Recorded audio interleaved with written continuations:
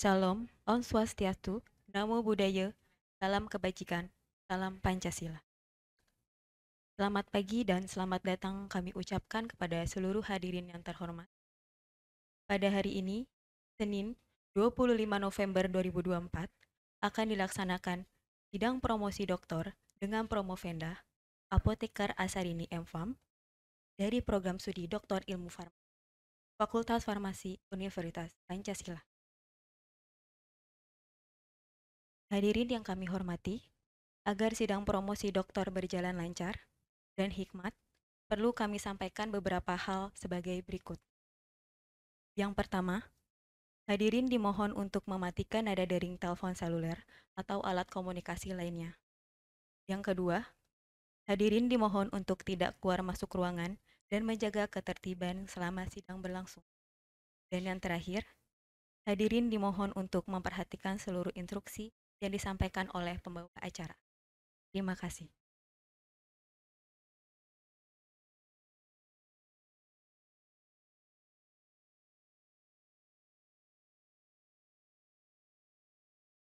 Sidang terbuka promosi doktor akan segera dimulai.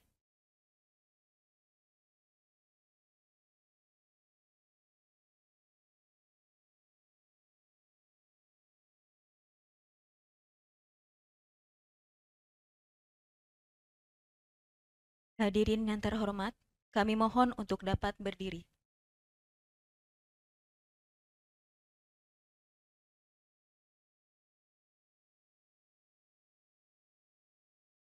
Tim penguji dipersilahkan memasuki ruang sidang.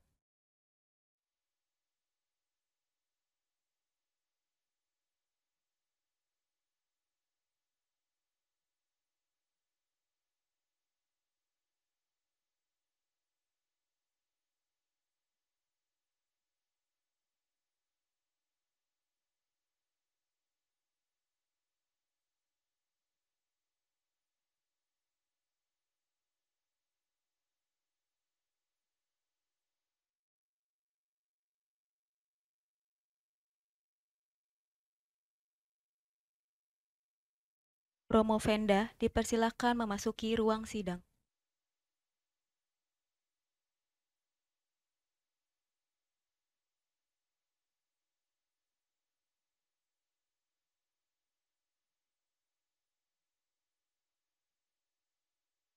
Hadirin dipersilahkan duduk kembali.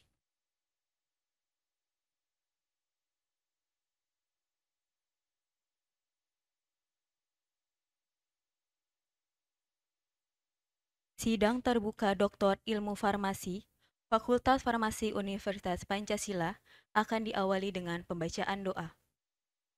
Pembacaan doa dipimpin oleh Saudara Ismail Wisnumurti, Sarjana Komputer. Kepada Saudara Ismail Marjuk, kami persilakan.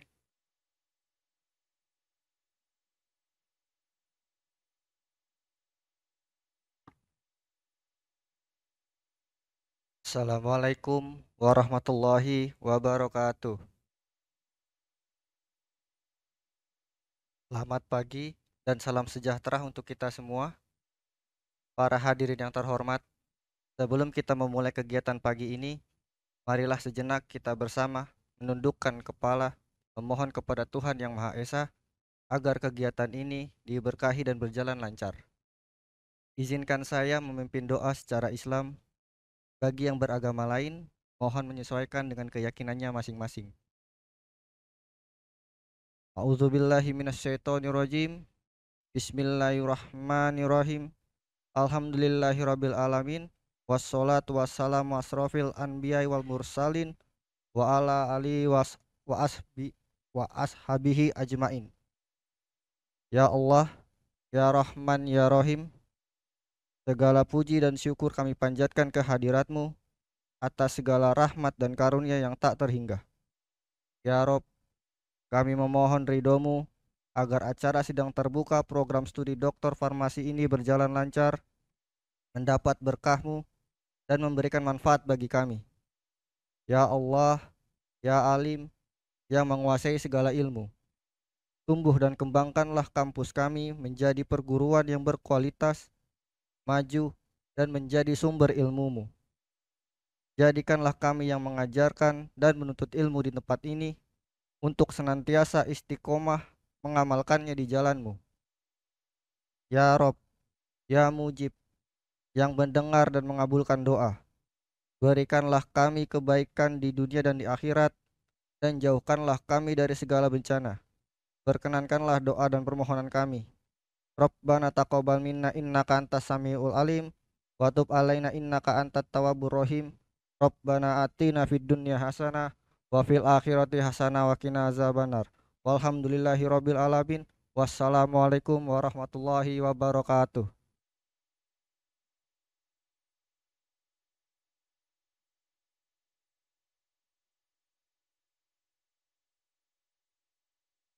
Hadirin yang kami muliakan, ujian untuk memperoleh gelar doktor pada program studi doktor ilmu farmasi, Fakultas Farmasi Universitas Pancasila, atas nama Apoteker Asarini M.Farm dimulai. Dipimpin oleh Wakil Dekan 1, Fakultas Farmasi Universitas Pancasila, Profesor Dr. Apoteker Dian Ratih M. Biomed, selaku Ketua Sidang. Kepada Ketua Sidang, kami persilakan.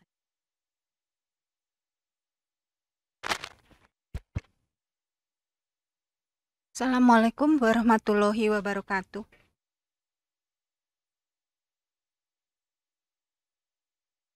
Sidang terbuka promosi doktor Universitas Pancasila saya buka.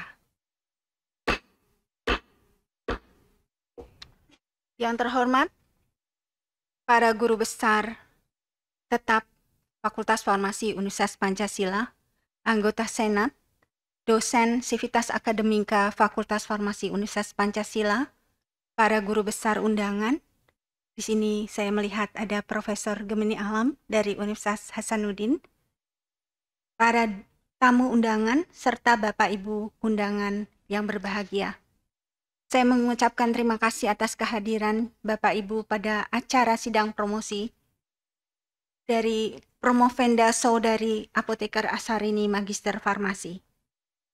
Baik, berikutnya saya akan memperkenalkan kepada Bapak dan Ibu promotor dan penguji sebagai berikut. Promotor, di sebelah kiri saya, paling ujung adalah Profesor Dr. Apoteker Syamsuddin Magister Biomedik dari Fakultas Farmasi Universitas Pancasila yang kebetulan sekarang berlaku sebagai dekan di Fakultas Farmasi Universitas Pancasila.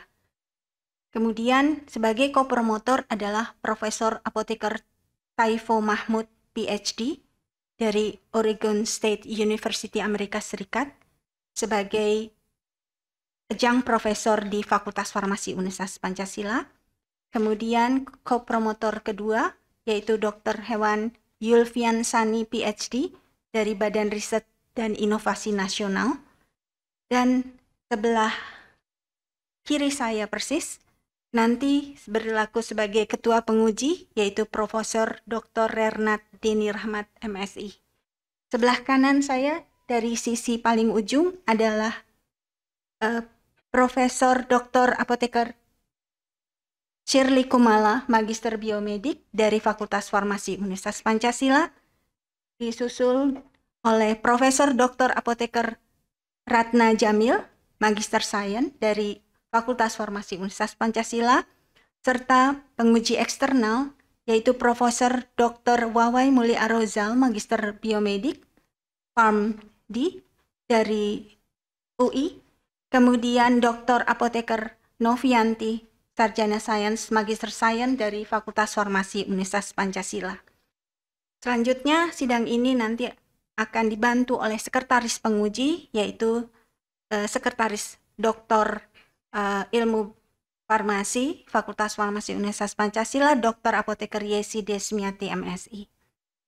Selanjutnya, sidang ini nanti akan dilanjutkan oleh Ketua Tim Penguji Profesor Dr. Rernat Apoteker Deni Rahmat. Kepadanya saya persilahkan.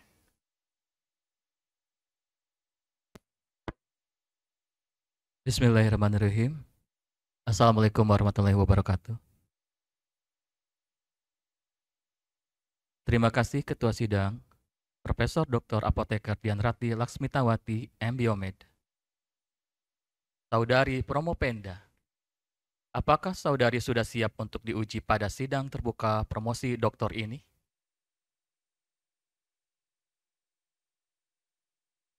Yang terhormat Ketua Penguji, saya siap untuk diuji. Saudari Promopenda, saya persilahkan menyampaikan ringkasan dari disertasi saudari yang berjudul Kajian Efek Kombinasi Ekstrak Nigella sativa, Andrographis paniculata, dan propolis sebagai imunomodulator respon imun pada tikus yang diinfeksi dengan Mycobacterium tuberculosis selama maksimal 15 menit. Yang terhormat para penguji, perkenankan saya menyampaikan ringkasan inti dari disertasi saya sebagai berikut. Bismillahirrahmanirrahim. Assalamualaikum warahmatullahi wabarakatuh. Saya pagi ini akan mempresentasikan tentang disertasi saya yang berjudul Kajian Efek Kombinasi Ekstrak Nigella sativa, Andrographis paniculata, dan propolis sebagai imunomodulator respon imun pada tikus yang diinfeksi dengan Mycobacterium tuberculosis. Dengan saya sendiri, Asarini, dengan NPM 5420230001, dengan promotor Bapak Dr. Apoteker Syamsuddin M.Biomed, kemudian kopromotor Profesor Apoteker Taifo Mahmud PhD dan DRH Yulfian Sani PhD. Seperti yang kita ketahui bahwa tuberkulosis merupakan kesehatan serius secara global, di mana penyakit tuberkulosis ini disebabkan oleh penyakit menular oleh bakteri Mycobacterium tuberculosis. Dan Indonesia saat ini masih termasuk 3 besar menurut WHO 2022.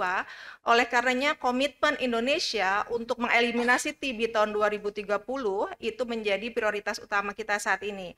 Oleh karenanya dalam disertasi saya kali ini adalah memanfaatkan semua bahan baku alam, eksplorasi alam yang digunakan sebagai imunomodulator untuk menurunkan angka kejadian TB di 2030.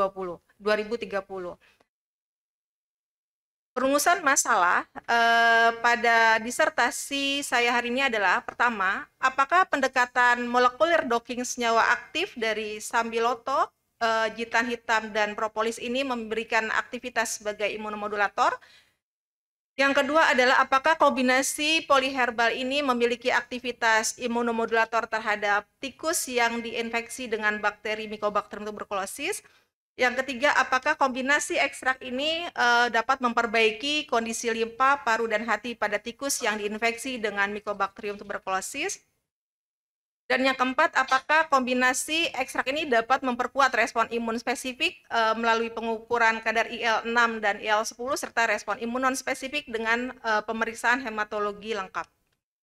Tujuan penelitian disertasi ini adalah, pertama, umumnya untuk mengetahui efek kombinasi dari ekstrak jintan hitam, ekstrak sambiloto, dan ekstrak propolis sebagai imunomodulator respon imun pada tikus yang diinfeksi dengan Mycobacterium tuberculosis. Tujuan khususnya adalah, pertama, memprediksi sebagai pendahuluan, kita memprediksi apakah dengan pendekatan molekular docking ini senyawa-senyawa seperti timokinon, kemudian andrograpolit, dan quercetin mampu memiliki aktivitas sebagai imunomodulator. Yang kedua, untuk mengetahui konsentrasi berapa ekstrak kombinasi ini yang mampu memiliki aktivitas terbaik sebagai imunomodulator. Yang ketiga, mengetahui bahwa kombinasi ekstrak poliherbal ini mampu untuk memperbaiki kondisi dari limpa, paru, dan hati pada tikus yang terinfeksi dengan MTB.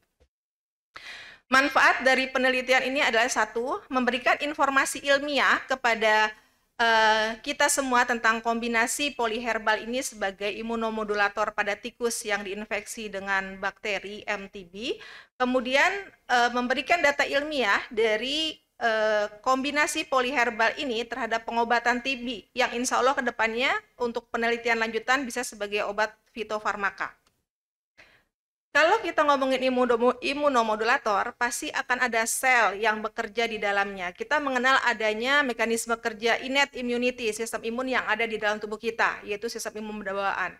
Di mana di dalam tubuh kita itu ada beberapa sel darah. Nah, sel darah ini yang berada di sumsum tulang belakang kita ini berada di sel punka pluripoten.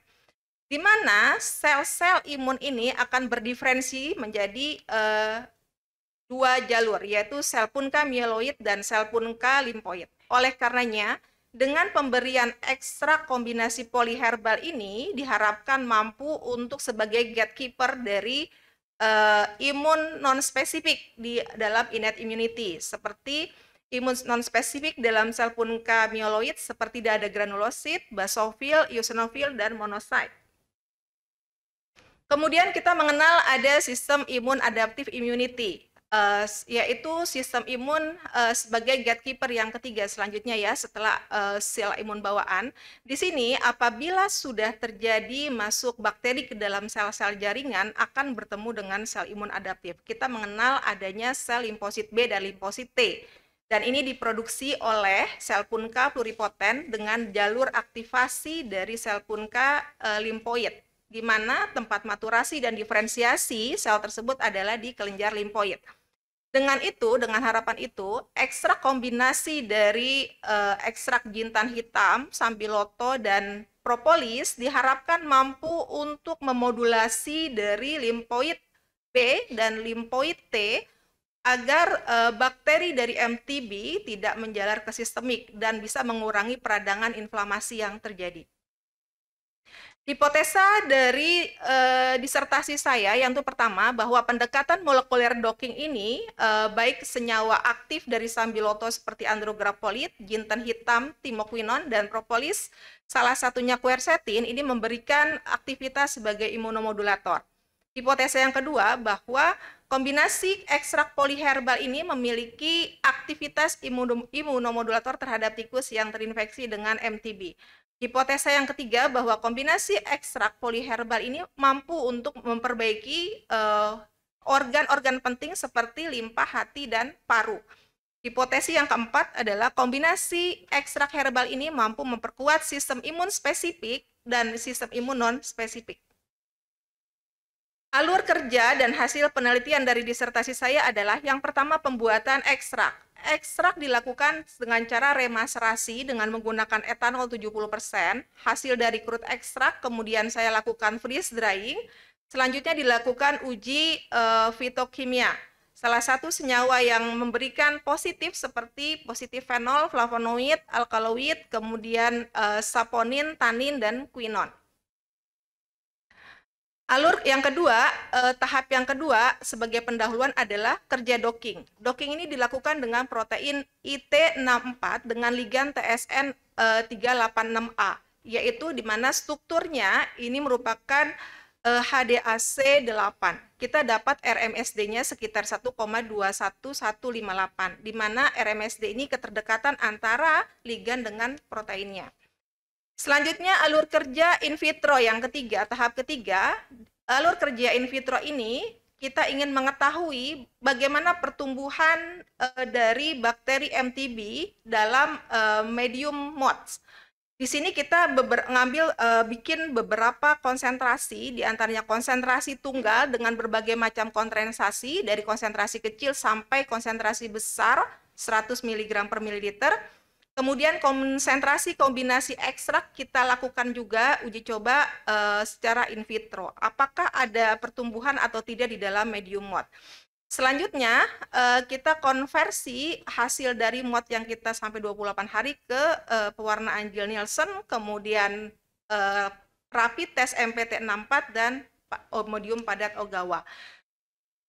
Yang keempat, tahap yang keempat, saya melakukan kerja alur in vivo. Ini merupakan hal yang paling penting di in vivo, terutama kita menggunakan hewan coba tikus, di mana setiap kelompok saya bikin 6 kelompok. Kelompok 1 merupakan kelompok kontrol normal, kemudian kelompok 2 merupakan kelompok kontrol negatif, kelompok 3 merupakan kelompok kontrol positif. Saya memberikan obat Rivastar tablet. Seperti yang kita ketahui bahwa Rivastar merupakan obat TB yang masih digunakan di Indonesia. Untuk kelompok selanjutnya, saya bikin beberapa formula, di antaranya formula A. Formula A ini terdiri dengan dosis 15 mg per mililiter, yang dengan konsentrasi kombinasi 1:1:1.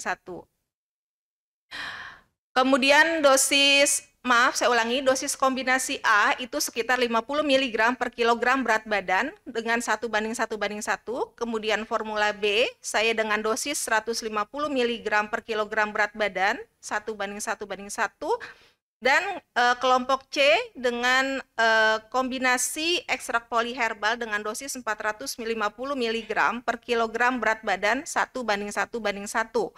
Setelah ke-6 tikus diberikan perlakuan, kemudian saya lakukan infeksi dengan menggunakan bakteri TB selama 11 hari. Selanjutnya 14 hari diberikan pengobatan seperti intervensi yang saya sebutkan di atas. Selanjutnya saya melakukan beberapa jenis pemeriksaan, yaitu pemeriksaan hematologi lengkap, baik sel darah merah maupun sel darah putih, kemudian pemeriksaan imun spesifik interleukin 6 dan interleukin 10, kemudian melakukan PCR dengan mendeteksi DNA bakteri pada sampel darah tikus, kemudian melakukan histopatologi dari organ hati, limpa, dan paru. Dan juga tiap hari kita timbang tikus tiap hari untuk mengetahui berapa berat badan penurunan pasca infeksi dan pasca pengobatan.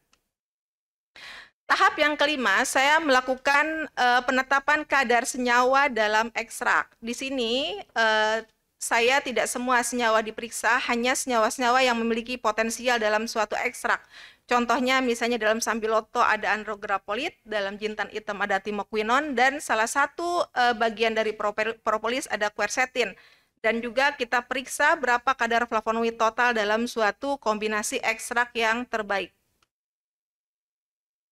Selanjutnya kita maju ke hasil penelitian dan analisis docking. Hasil docking menghasilkan suatu re-rank score memang di bawah dari kontrol positif. Tapi senyawa-senyawa aktif seperti andrograpolit, quercetin, dan timoquinon ini memberikan statement negatif, artinya masih ada kedekatan antara ligan dan protein. Ini menggunakan protein HDA1C di mana histon diasetilase ini dia sangat mempengaruhi modulasi dari IL-6 dan IL-10.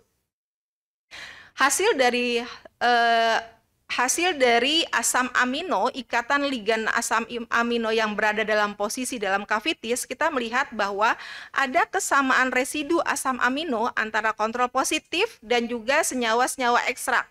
Hal ini menandakan ada struktur kimia ataupun ikatan yang sama, di kemungkinan akan memberikan aktivitas biologis yang sama. Ini hasil docking yang sudah dilakukan. Selanjutnya kita menuju ke hasil in vitro. In vitro, tadi saya menggunakan beberapa konsentrasi, diantaranya dari 0,22 mg per mililiter sampai konsentrasi mendekati konsentrasi dari in vivo. Di sini kita lihat bahwa konsentrasi rendah itu memberikan pertumbuhan kepada MTB, sementara konsentrasi di atas 6,275 mg per mililiter atau kita sebut juga sekitar 6.000 ppm, itu sudah tidak ada pertumbuhan di dalam medium mode. Untuk memastikan apakah bakteri ini tumbuh, kita melakukan validasi. Salah satunya adalah pewarnaan Gill-Nielsen. Ini merupakan pewarnaan standar yang biasa dilakukan untuk MTB. Kemudian pemeriksaan rapid test MPT64 dan juga sebagai gold standar dalam pemeriksaan TB secara in vitro adalah menanamkan kembali hasil sampel ke dalam medium padat agar Ogawa. Ini ditunggu sampai kurang lebih 1-2 bulan. Hasilnya tidak ditemukan sesuai dengan yang tadi, tabel yang tadi. Di bawah 6.000 ppm tidak ditemukan dengan bakteri MTB. Selanjutnya hasil uji in vivo. Tahap yang ketiga,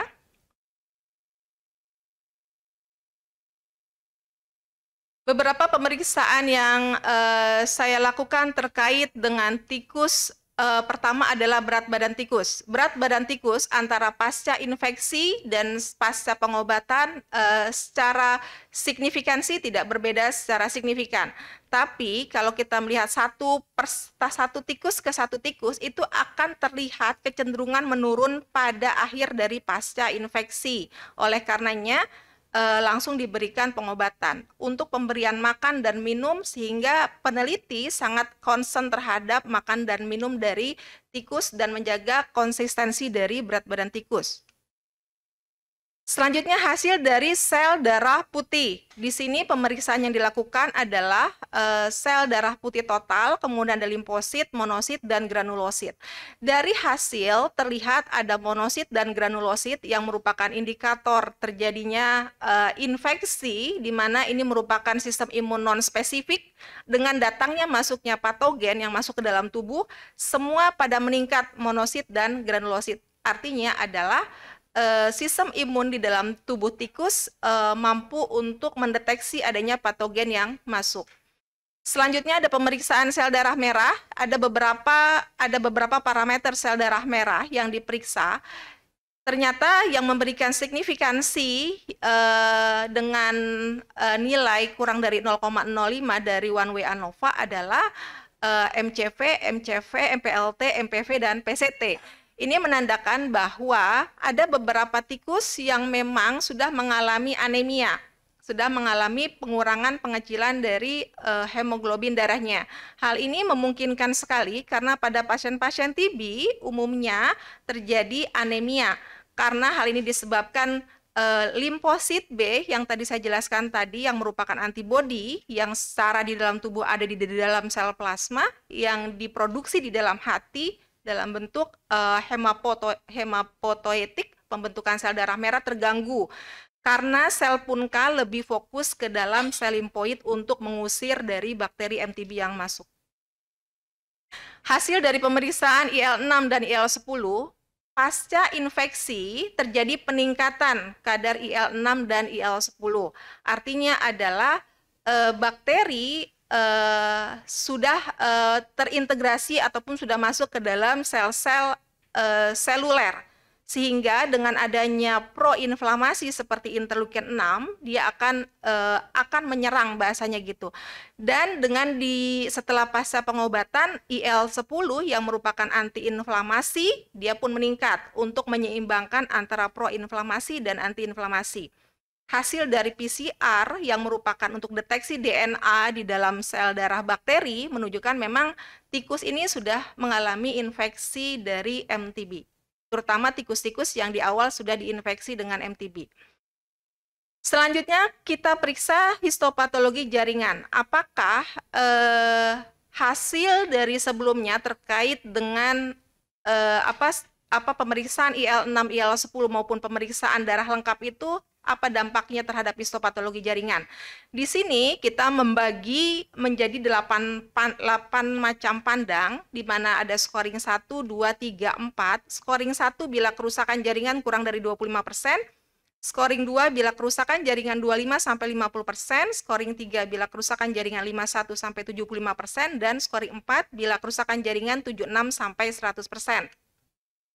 Hasil dari histopatologi baik dari paru, limpa, dan hati, kalau kita melihat grafiknya, di mana kelompok yang warna abu-abu itu kelompok normal, kemudian yang warna oranye itu kelompok kontrol negatif, yang warna ungu itu kelompok kontrol positif.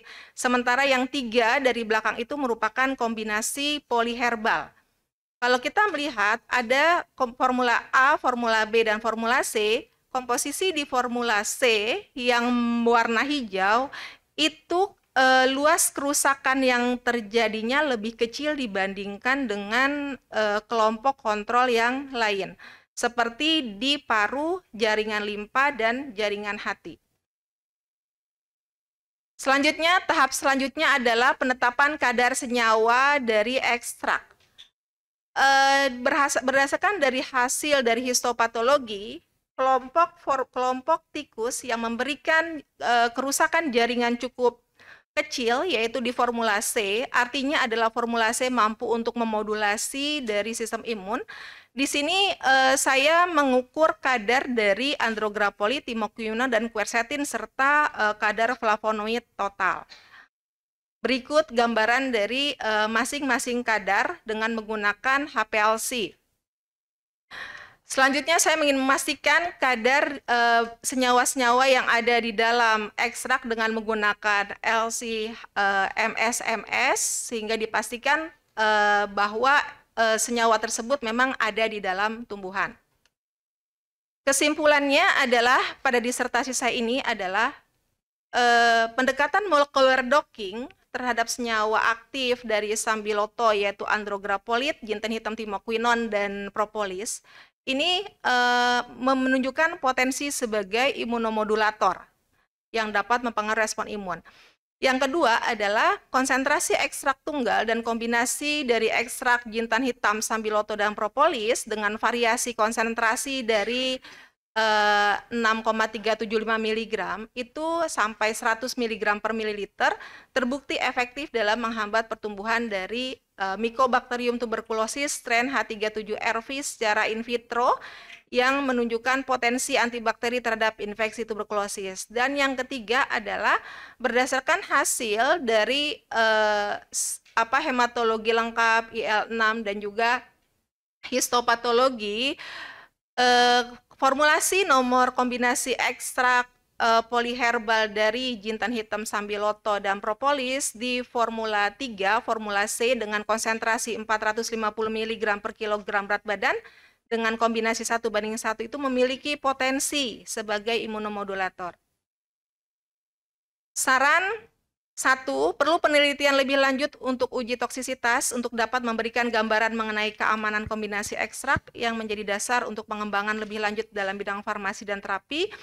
Yang kedua, perlu penelitian lebih lanjut tentang kombinasi ekstrak sebagai adjuvan pada terapi penyakit TB untuk menilai sejauh mana terapi tersebut dapat memperbaiki kondisi klinis pasien, mengurangi beban gejala, serta menurunkan tingkat resistensi obat yang mungkin terjadi pada pasien TB. Terima kasih presentasi dari saya. Demikian presentasi dari saya. Sebelumnya saya ucapkan terima kasih. Assalamualaikum warahmatullahi wabarakatuh.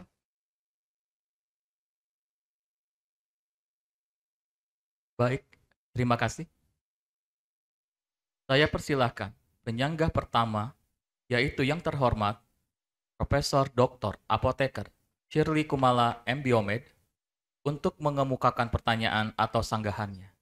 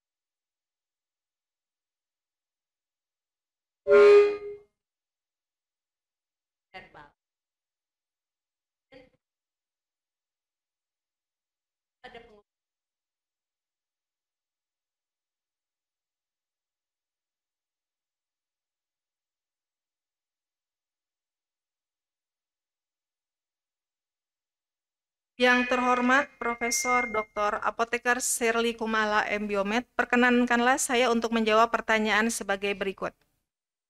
Pertanyaan pertama, apa yang menjadi alasan menggunakan kombinasi herbal? Seperti pendahuluan yang saya kemukakan tadi, bahwa Indonesia ini penyakit tuberkulosis ini masih merupakan penyakit endemik yang terjadi. Makanya diharapkan tahun 2030 ini terjadi eliminasi TB.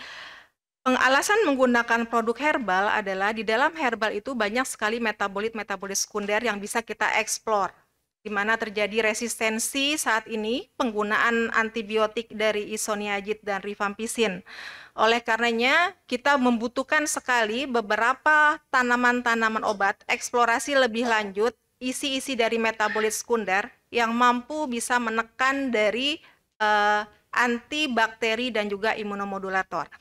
Saya menggunakan kombinasi dari ekstrak sambiloto, jintan hitam, dan propolis karena berdasarkan studi literatur sebelumnya, senyawa-senyawa yang terkandung dalam ekstrak tersebut memiliki potensial terhadap penghambatan dari Mycobacterium tuberculosis. Dan juga alasan yang kedua kenapa menggunakan poliherbal untuk mencegah terjadinya resistensi di awal. Karena pengobatan TB membutuhkan waktu yang lama dengan adanya kombinasi sehingga efeknya bisa lebih baik. Seperti sama kayak Rivastar tablet yang dimana terjadi kombinasi antara ethambutol, rifampicin, isoniazid, dan pirazinamid. Berikut jawaban saya. Dan yang pertanyaan kedua, kenapa pada pengobatan TB membutuhkan waktu yang lama? Karena kita ketahui bahwa pengobatan TB ini membutuhkan waktu sekitar 6 bulan, di mana fase intensif biasanya 2 bulan dan fase lanjutan biasanya 4 bulan. Dan memang bakteri TB ini agak berbeda dengan bakteri yang lain. Bakteri TB ini mampu menjadi dorman yang dia menetap di dalam jaringan dalam waktu yang lama. Oleh karenanya pemberantasan TB sampai ke jaringan seluler itu sangat penting. Pengobatan yang lama untuk memastikan bahwa tidak ada lagi TB yang ada di dalam sel-sel jaringan maupun di dalam sistemik. Berikut jawaban saya, Prof.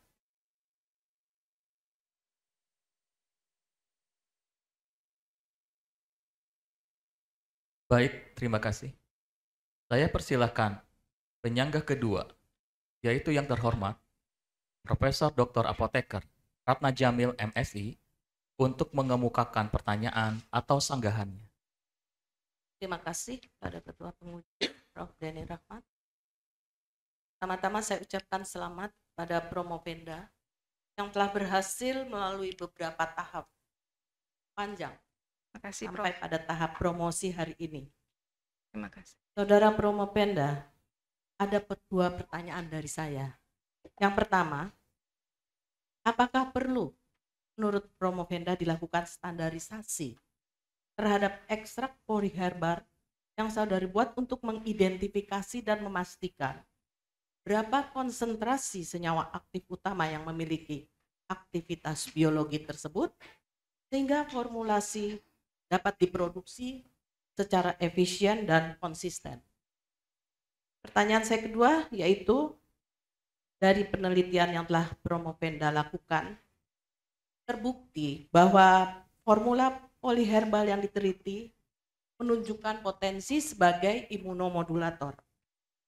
Tahap apa lagi yang harus dilakukan untuk mendapatkan izin regulator? Tentunya saudara ingin mengembangkan formula yang telah terbukti tadi sebagai terapi imunomodulator, itu sebagai sediaan dalam bidang farmasi. Yang terhormat Profesor Dr. Apoteker Ratna Jamil MSI, perkenankanlah saya untuk menjawab pertanyaan sebagai berikut. Pertanyaan pertama adalah apakah perlu dilakukan standarisasi ekstrak dari poliherbal sehingga didapatkan konsentrasi yang baik sehingga bisa diproduksi secara konsisten. Menurut saya standarisasi ekstrak itu harus dilakukan karena penelitian ini masih penelitian awal dan perlu masih banyak penelitian selanjutnya. Standarisasi ekstrak di sini adalah untuk memastikan bahwa ekstrak yang didapat itu memang sesuai dengan spesifikasi. Kalau di Indonesia itu sesuai dengan Farmakopeia Herbal Indonesia. Salah satu standarisasi ekstrak yang kita ketahui adalah ada parameter spesifik dan parameter non-spesifik. Beberapa parameter mutu yang diujikan untuk mendapatkan ekstrak bermutu, salah satunya adalah pertama secara organoleptis, yang kedua kita bisa lihat secara makroskopisnya seperti apa, yang ketiga secara mikroskopis, yang keempat kita bisa melakukan pemeriksaan secara fisika, yaitu melakukan pemeriksaan seperti bobot jenis, kemudian kadar air dan lain-lain. Kemudian pemeriksaan secara kimia, pemeriksaan kimia itu kita bisa melakukan dengan secara kualitatif maupun kuantitatif. Dengan secara kualitatif tadi yang saya sebutkan tadi yaitu kadar air, kemudian susu pengeringan, kemudian kadar abu total, kemudian kadar abu tidak larut dalam asam, dan lain-lain. Ini harus dipastikan bahwa tidak ada mineral-mineral yang berbahaya seperti Pb, Hg ada di dalam ekstrak yang pastinya akan memberatkan ataupun membahayakan dari ekstrak tersebut. Kemudian parameter pengujian standarisasi selanjutnya adalah dengan cara kimia kuantitatif. Seperti yang saya sudah lakukan, saya menggunakan penetapan kadar dengan menggunakan HPLC dan lain-lain. Jadi kalau menurut saya standarisasi ekstrak itu sangat diperlukan sehingga diharapkan penelitian ini mampu untuk mencapai ke dalam fitofarmaka. Jadi masih banyak pengujian-pengujian yang harus dilakukan.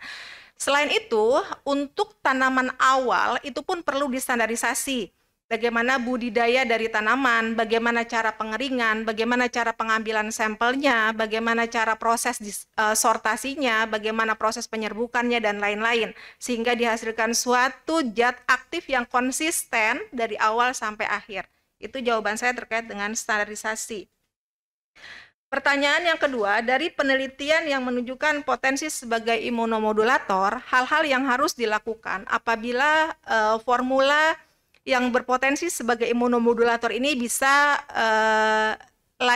layak digunakan, ini masih perlu penelitian lebih lanjut. Salah satunya yang tadi saya sebutkan tadi, standarisasi ekstrak, kemudian dilanjutkan dengan preklinis. Dari data yang saya lakukan, sudah ada sebagian yang saya lakukan. Salah satunya adalah standarisasi ekstrak spesifik. Saya sudah melakukan bagaimana uji alkaloid, uji flavonoid, uji fenol, uji quinon, uji tanin, dan lain-lain. Dan juga saya sudah melakukan organoleptis, baik makroskopis dan juga mikroskopis. Hanya saja kalau misalnya untuk uji praklinik, maksud saya uji klinis maupun uji toksisitas itu diperlukan untuk sampai kepada manusia dalam penggunaannya. Jadi seperti itu jawaban saya, Prof. Terima kasih.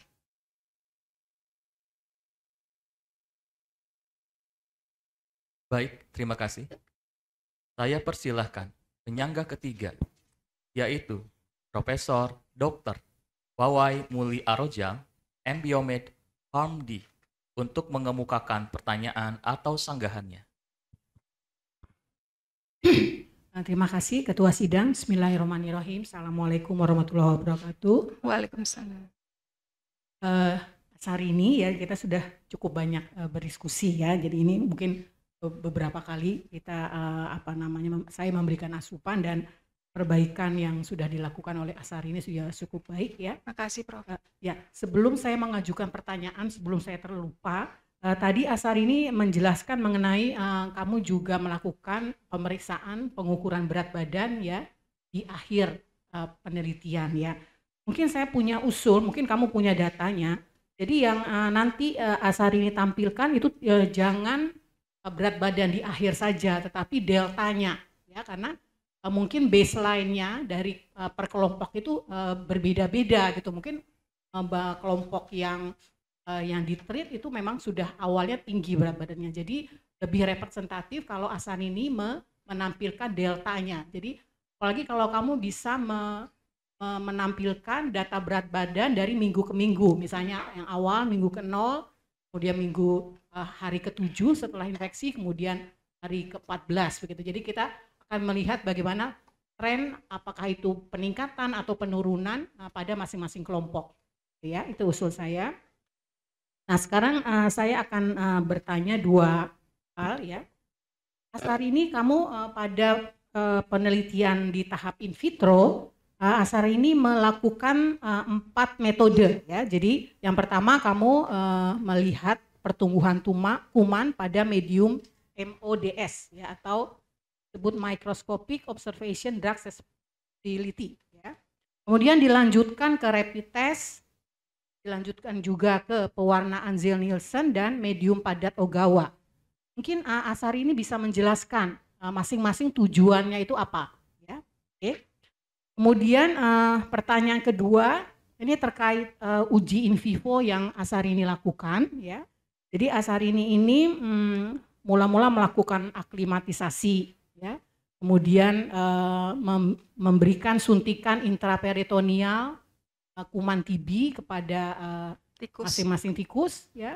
Kemudian setelahnya kamu berikan secara oral, betul ya, secara oral, baik kelompok kontrol positif maupun formula A, B, C, gitu ya. Ya. Dan kemudian di akhir studi Passarini melakukan dekapitasi, ya, atau menterminasi hewan, sebelumnya mengambil organ, kemudian mengambil darah. Nah, ini adalah sesuatu proses yang dalam tanda kutip itu ya menimbulkan mungkin penderitaan bagi hewan coba.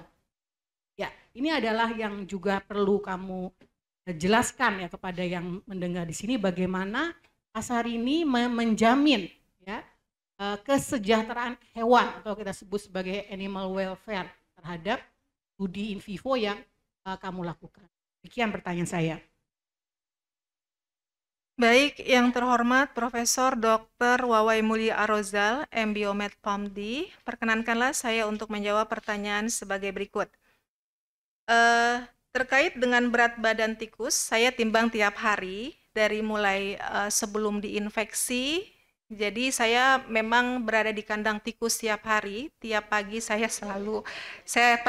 selalu menimbang tikus-tikus saya sebelum dilakukan infeksi. Kemudian pasca infeksi pun saya timbang terus, jadi kurang lebih 1 bulan saya terus seperti posyandu tikus menimbang tikus tiap pagi. Terus pertanyaan yang kedua adalah tahap in vitro.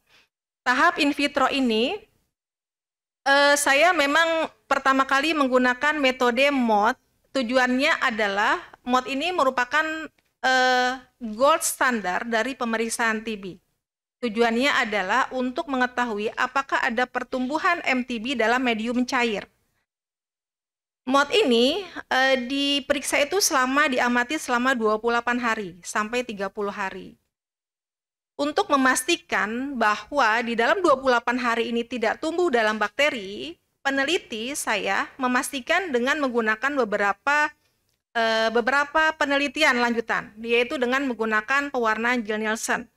Pewarna gel Nielsen ini tujuannya adalah untuk melihat secara mikroskopis bakteri dengan menggunakan pewarna gel Nielsen di dalam menggunakan mikroskop. Ada atau tidaknya. Kemudian dengan menggunakan rapid test MPT64. Seperti yang kita ketahui saat COVID, kita mengetahui dengan rapid test ini dengan secara 15 menit kita bisa teridentifikasi strip 2 itu positif TB. Sehingga untuk memastikan apakah memang TB itu tumbuh atau tidak, yang kita ketahui bahwa alat ini memiliki spesifikasi terhadap DNA dari bakteri. Ternyata ada selaras antara metode MOD, kemudian MPT64 dan juga pewarnaan gel Nielsen. Gold standar dari pemeriksaan MTB adalah pembiakan di medium padat Ogawa. Yang ini selama 2 bulan kita tunggu apakah ada lagi pertumbuhan di dalam MTB.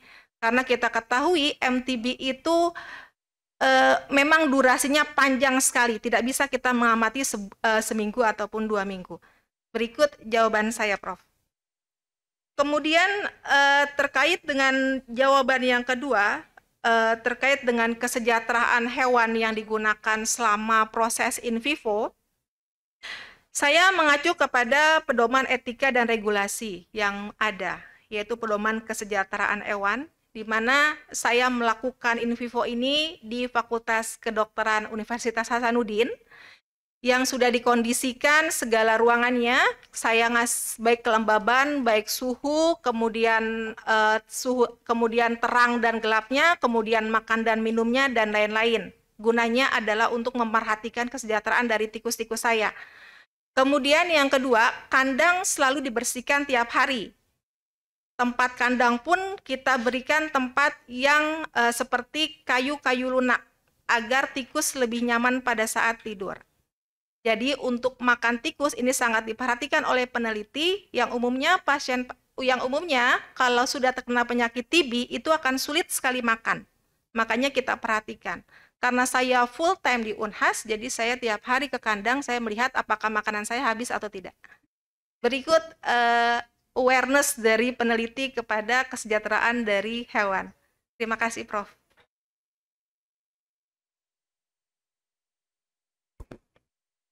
Ya betul sekali ya Asarini. Jadi satu hal pada saat kamu melakukan handling hewan coba, tentu Asarini sudah dilatih ya. Jadi bagaimana kamu memegang, kemudian mencekok, itu semuanya harus dalam kondisi smooth. Ini ada yang dari dari Universitas Hasanuddin juga ya, dan misalnya memberikan suntikan intraperitoneal jarum yang paling kecil yaitu ya.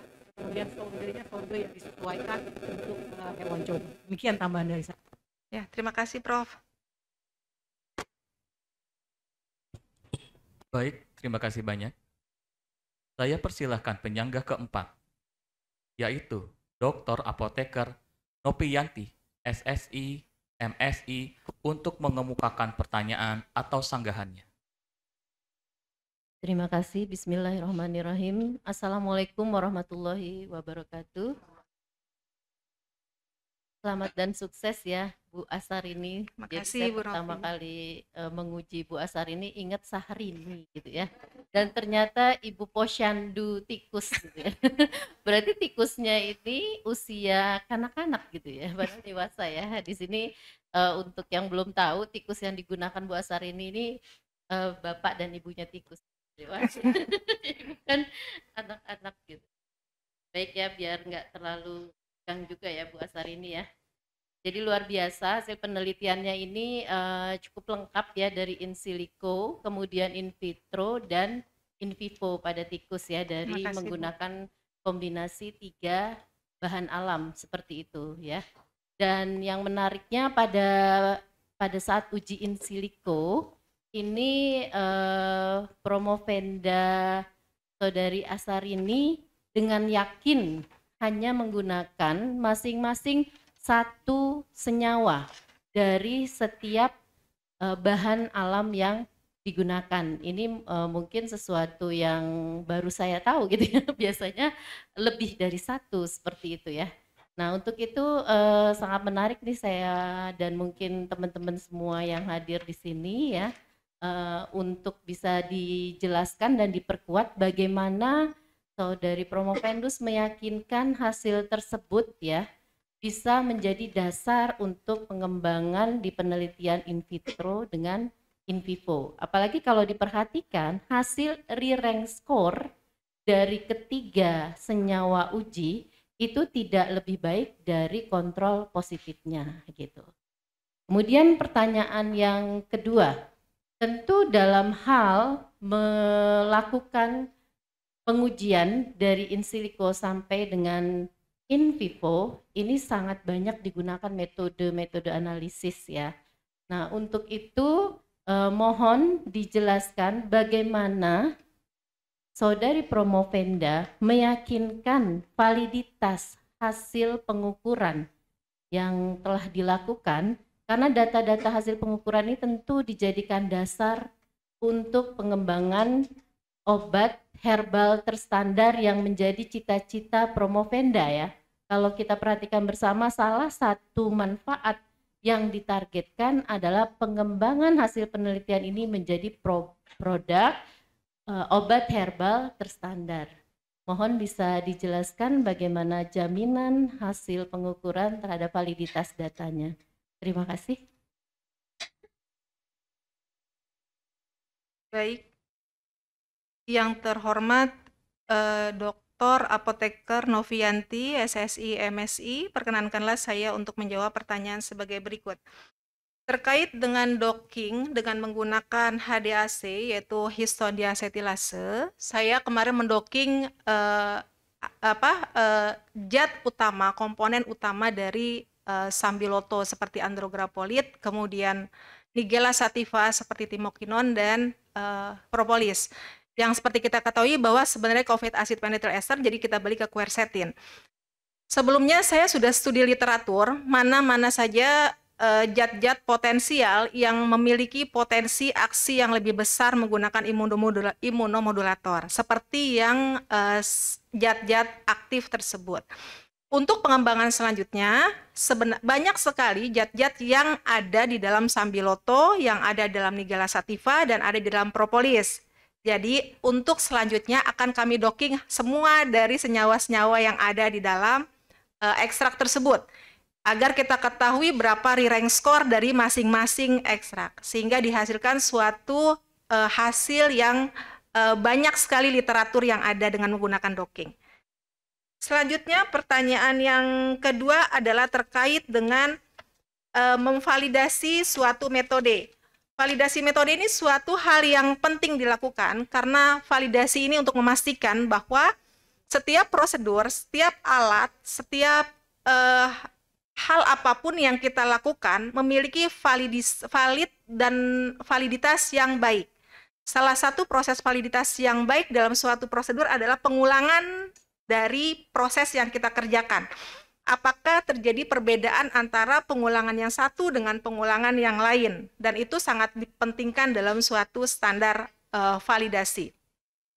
Terkait dengan alat-alat yang saya gunakan seperti HPLC, kemudian LCMS dan lain-lain, salah satunya adalah kita sudah melihat bahwa ada sertifikat kalibrasi.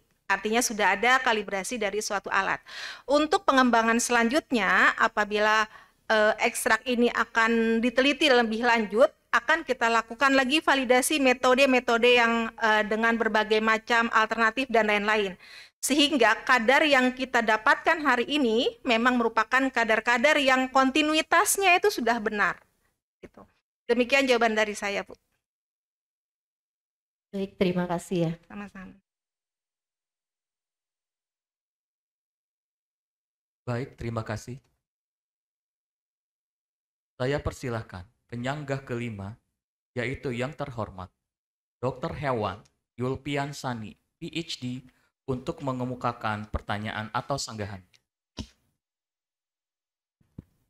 Assalamualaikum warahmatullahi wabarakatuh. Waalaikumsalam. Terima kasih kepada Ketua Tim Penguji.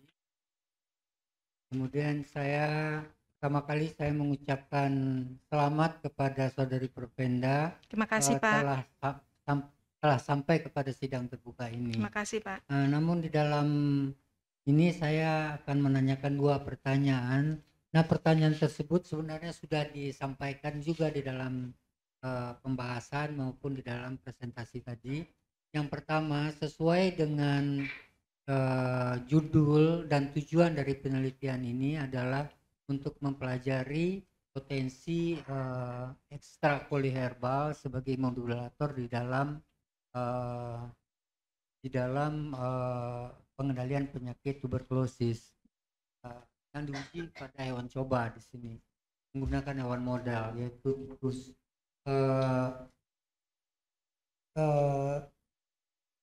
Ini pun sudah dijawab dari ada serangkaian hasil penelitian yang telah dilakukan oleh Saudari Propenda, yaitu mulai dari molecular docking, kemudian ada uji in vitro, ada uji in vivo, di mana uji in vivo ini ada beberapa tahapan juga. Di situ ada pengujian terhadap IL-6 dan IL-10, kemudian perubahan ada yang dengan teknik PCR segala macam, dan ada dengan uji hematologi lengkap dan seterusnya, kemudian termasuk patologi.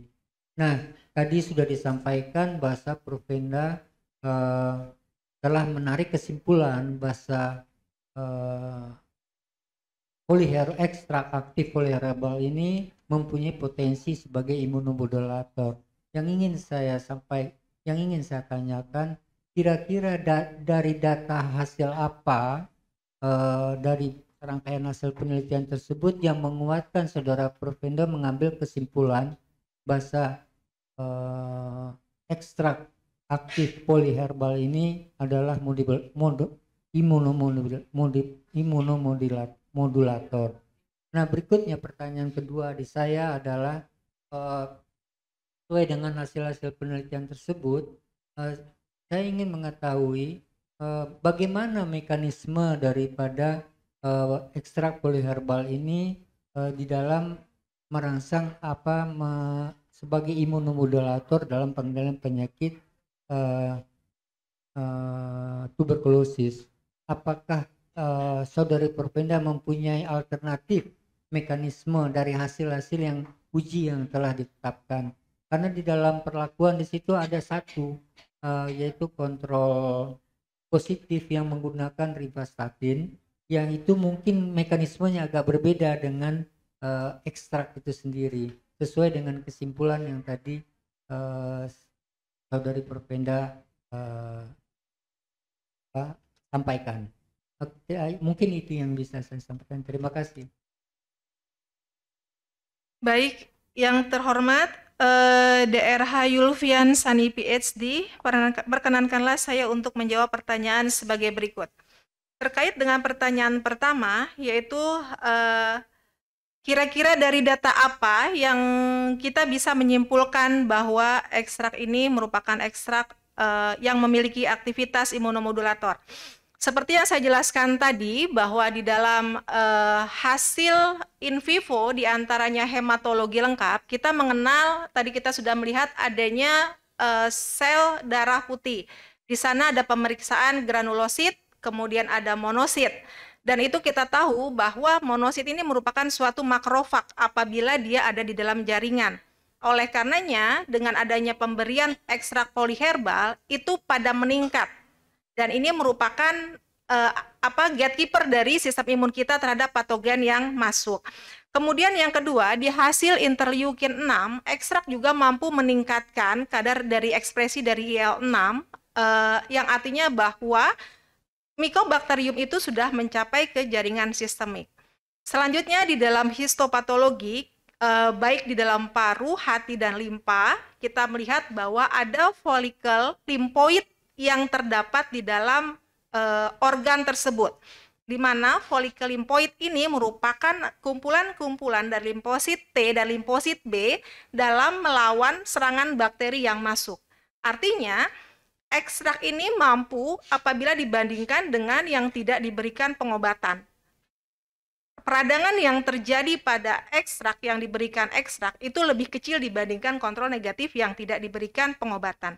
Berikut jawaban saya untuk pertanyaan yang pertama. Pertanyaan yang kedua, bagaimana mekanisme kerja ekstrak poliherbal dalam imunomodulator?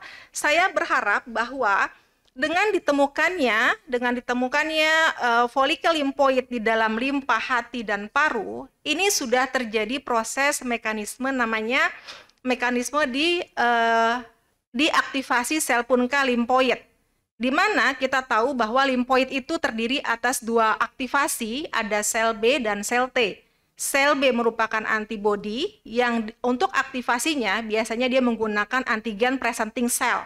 Nah, antigen presenting cell inilah yang mendeteksi bakteri sehingga antibodi dengan bantuan independent cell T dengan T helper 2 dia mampu untuk muncul di permukaan.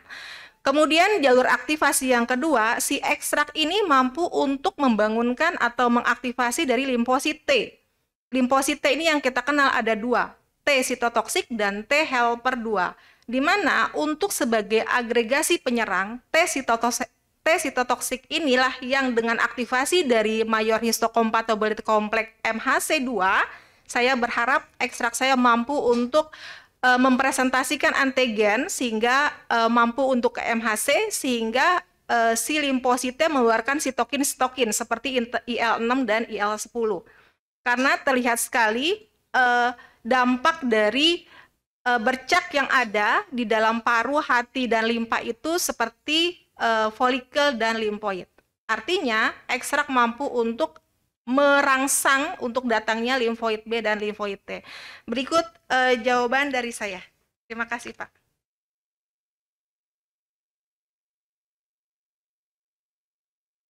Baik, terima kasih. Saya persilahkan penyangga ke-6, yaitu yang terhormat Profesor Apoteker Taifo Mahmud, PhD, untuk mengemukakan pertanyaan atau sanggahannya. Terima kasih, Ketua Sidang. Bismillahirrahmanirrahim. Assalamualaikum warahmatullahi wabarakatuh. Waalaikumsalam. Prof. Fenda, saya ingin terima kasih, Prof. Selamat ya atas pencapaiannya selama ini, sudah mencapai ke tahap sidang terbuka ini. Terima kasih, Prof. Tadi sudah kita dengarkan banyak sekali masukan dan pertanyaan mengenai research yang sudah dilakukan, tapi menurut saya juga untuk proses mendapatkan gelar PhD ini ya, S3, Doctor of Philosophy, prosesnya itu juga sangat penting sekali. Jadi sebagai peneliti tentunya Promofenda bukan hanya melakukan penelitian saja, tapi juga atau melakukan eksperimen, tapi juga belajar atau bisa mendesain suatu eksperimen itu, kemudian menganalisa datanya, membuat kesimpulan, problem solving, kan begitu. Dan yang lebih penting lagi juga mengetahui bagaimana melakukan penelitian yang bertanggung jawab, ya, responsible conduct, dan pelaporan yang berintegritas, ya. Jadi melakukan kesimpulan yang benar-benar berdasarkan data. Tadi juga sudah banyak yang melakukan pertanyaan tentang pendekatan yang digunakan, ada memang sangat kompleks sekali, ya, dari in silico, in vitro, in vivo dan sebagainya. Dan saya tahu bagaimana perjuangan mendapatkan data-data tersebut dari sampai ke NAS, ke Unpad barangkali dan tapi terlepas dari tantangan yang ada, kita sebagai peneliti itu harus tahu di mana kelemahan suatu metode yang telah kita lakukan, dan juga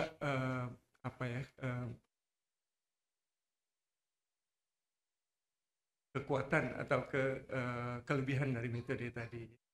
Barangkali pertanyaan saya adalah dari penelitian yang dilakukan dan pendekatan in silico, vitro dan in vivo itu barangkali bisa dijelaskan kira-kira kelemahan dan kelebihannya itu masing-masing apa begitu.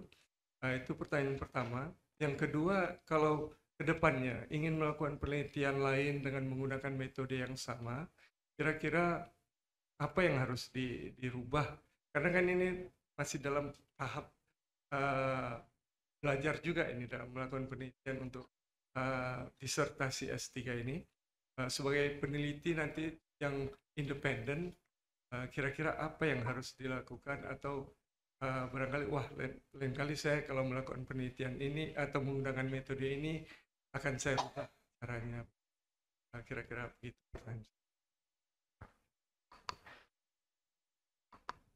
Baik, yang terhormat Profesor Apoteker Taifo Mahmud PhD, perkenankanlah saya untuk menjawab pertanyaan sebagai berikut. Terkait dengan kelemahan dari masing-masing metode, baik secara in silico, in vitro maupun in vivo, secara in silico, saya hanya menggunakan satu senyawa aktif.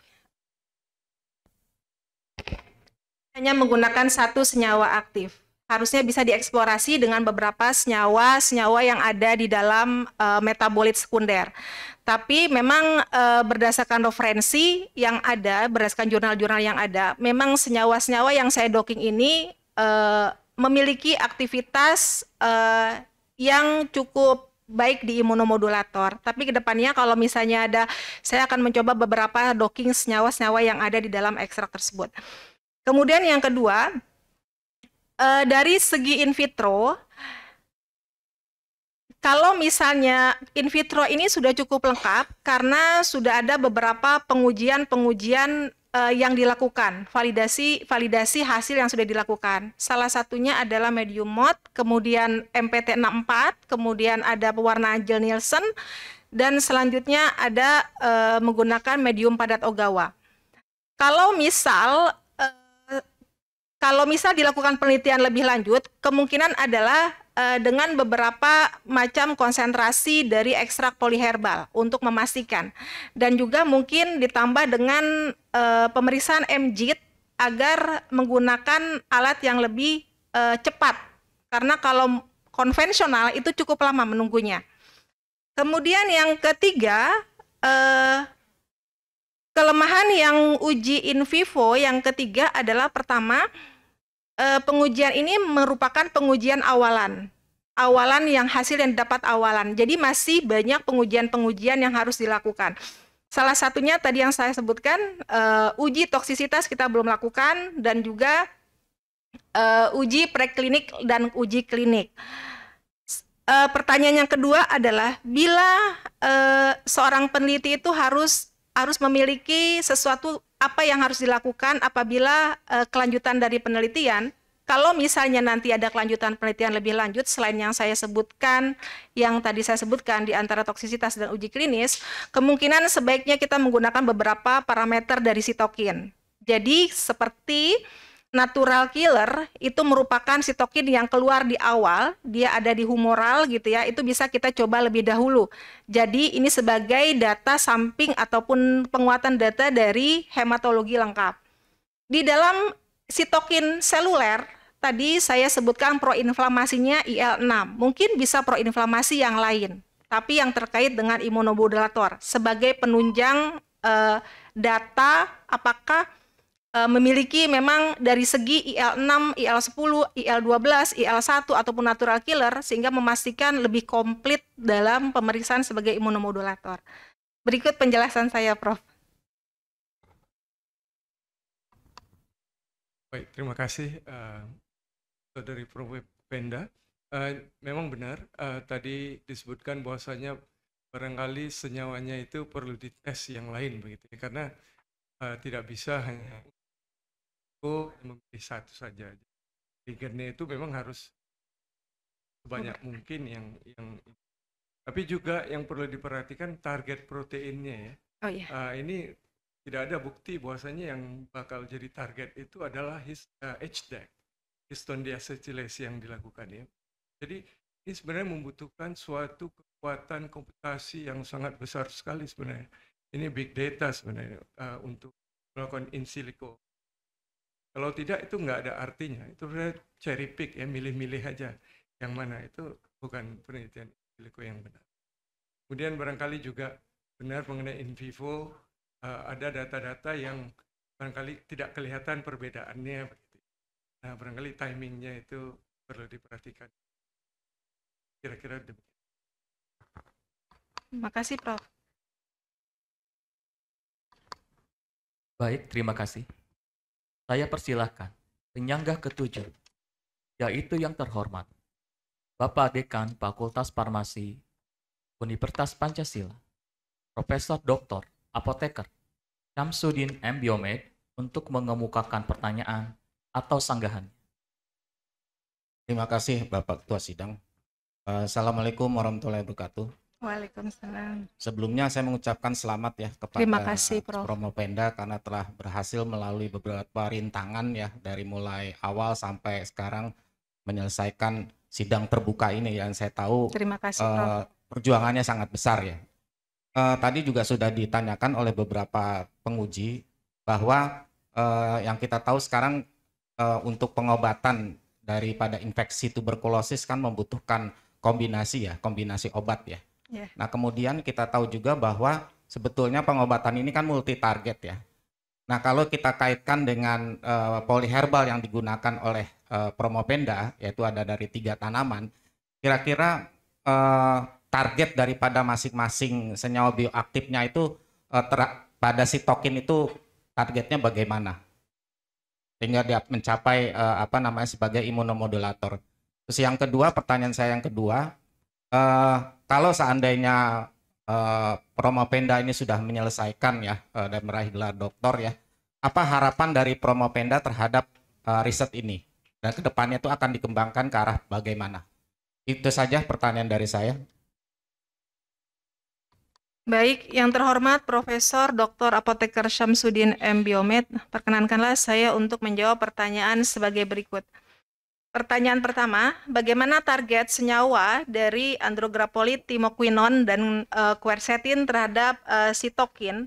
Seperti yang kita lihat tadi di gambaran dalam organ paru, organ limpa, dan hati, itu banyak sekali terjadi inflamasi yang terjadi.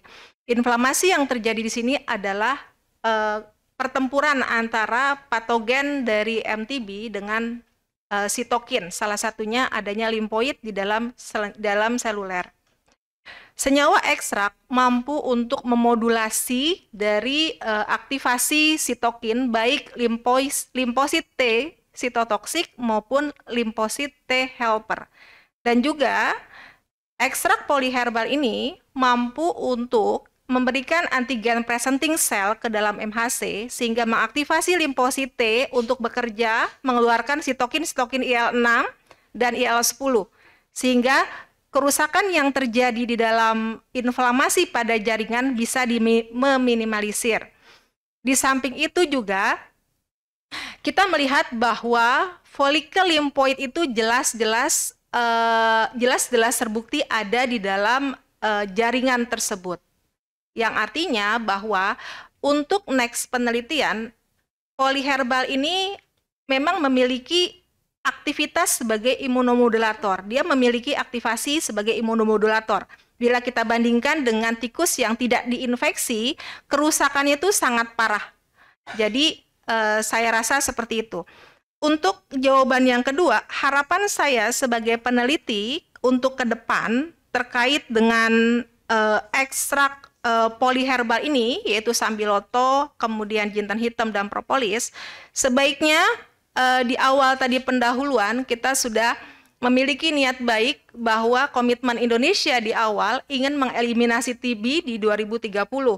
Oleh karenanya, penelitian ini perlu dilakukan beberapa tahap selain uji preklinik yang belum itu seperti uji toksisitas, kemudian standarisasi bahan baku obat, juga akan dilakukan uji klinis untuk memastikan bahwa ekstrak ini memang benar-benar memiliki dosis yang optimum dan juga memiliki efek samping yang minimum dan tidak toksisitas. Berikut jawaban saya, Prof. Ya, saya cukup puas dengan jawabannya. Terima kasih, Prof. Baik, terima kasih. Selanjutnya, kami serahkan kepada Ketua Sidang untuk mengajukan pertanyaan dan melanjutkan sidang terbuka. Terima kasih Ketua Penguji. Sekarang giliran saya ya, Saudari Promovenda. Selamat saya ucapkan sampai tahap ini, tahap sidang promosi. Dan seperti biasa, kalau giliran terakhir itu, seperti saya yang diuji karena semua pertanyaan sudah ditanyakan. Tapi kemudian saya mencermati riwayat hidup Saudari Promovenda yang ketika S1 mengerjakan skripsinya itu di bidang kimia ya, penetapan kadar metamfetamin. Jadi kajian kimia farmasi. Kemudian di S2-nya bergerak ke arah FKK ya, yaitu pengaruh penerapan buklet dan edukasi farmasi terhadap outcome terapi pasien TB. Saya apresiasi karena S2-nya walaupun farmasi komunitas, tapi masih ada relevansinya dengan TB. Mungkin ini yang membawa saudari tertarik untuk kemudian memperdalam, tapi dalam bentuk kembali lagi ke farmasi sains dan teknologi yang kalau tadi kita dengarkan dari hulu hampir sampai hilir tapi belum nyampe ya. Hulunya yaitu phytochemistry ya, farmakognosi, phytochemistry, kemudian in silico-nya juga kajian, kemudian di area biomedik dan farmakologi preklinik ya, melakukan in vitro dengan kultur TBC dan in vivo TBC juga, itu tidak hal yang tidak mudah ya. Nah kemudian sampai didapatkan kesimpulan. Ada satu hal yang mungkin kalau kita jalani bersama ya, ada satu yaitu teknologi yang belum mungkin diulas dan mungkinkah ini menjadi ketertarikan atau keinginan tahuan saudari Promovenda untuk kedepannya.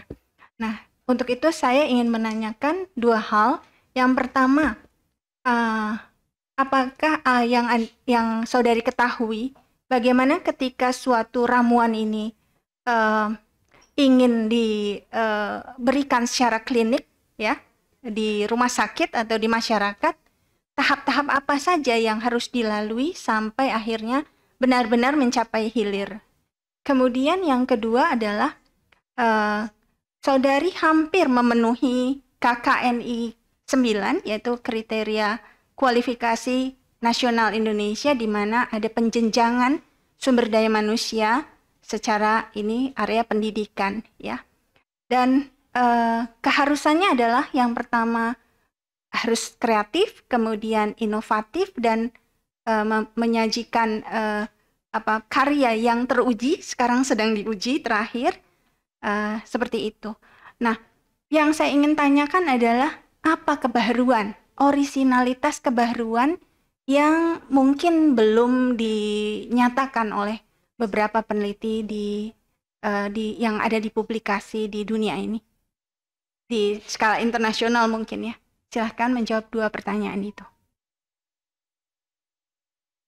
Yang terhormat Profesor Dr. Apoteker Dian Rati LM Biomed, perkenankanlah saya untuk menjawab pertanyaan sebagai berikut. Terkait dengan pertanyaan pertama, bagaimana suatu ramuan ataupun ekstrak poliherbal ini benar-benar sampai ke hilir, itu ada beberapa tahap pengujian untuk sampai ke dalam masyarakat. Yang saat ini saya lakukan adalah beberapa pengujian untuk mencapai obat herbal terstandar. Salah satunya saya sudah melakukan uji secara organoleptis, kemudian secara mikroskopis dan makroskopis, dan kemudian uji parameter spesifik. Salah satunya tadi, uji senyawa metabolit sekunder. Untuk standarisasi ekstrak non-spesifik, akan dilakukan pengujian lebih lanjut dari penelitian ini. Karena seperti di awal saya bilang, standarisasi ekstrak sebelum kita hilirisasi itu sangat penting untuk memastikan bahwa pada saat kita produksi suatu ekstrak menjadi sediaan tablet, itu memiliki benar-benar ada standar optimum. Artinya keragaman kandungan maupun keragaman dari bobot dan juga sesuai dengan parameter-parameter yang ada di dalam Farmakopeia Herbal Indonesia. Setelah itu terpenuhi sebagai obat herbal standar, proses selanjutnya adalah kita masuk ke dalam ranahnya fitofarmaka, di mana di sana dibutuhkan uji namanya uji klinis. Untuk mencapai uji klinis, kita harus sudah tervalidasi dulu obat herbal terstandar. Nah, uji klinis ini banyak sekali dilakukan, salah satunya adalah profil farmakokinetik dan profil farmakodinamik. Uji toksisitas, kemudian uji dan lain-lainnya juga gitu ya, selain absorpsi, distribusi, metabolisme, dan distribusi di dalam darah pasien. Dan diharapkan ekstrak poliherbal ini menjadi adjuvan terapi dari pengobatan TB. Jadi bukan berarti si pasien ini tidak minum obat TB, tapi sebagai adjuvan terapi untuk meningkatkan imunomodulator. Untuk jawaban kedua, apa kebaharuan dari penelitian ini adalah, kebaharuan dari penelitian ini adalah saya menggunakan kombinasi ekstrak dari jinten hitam, dari sambiloto dan juga propolis dengan konsentrasi 450 mg per kilogram berat badan dengan perbandingan 1:1:1 memiliki potensi sebagai imunomodulator. Demikian jawaban saya, Prof. Baik, Anda sudah menjawab dengan lugas dan mantap ya.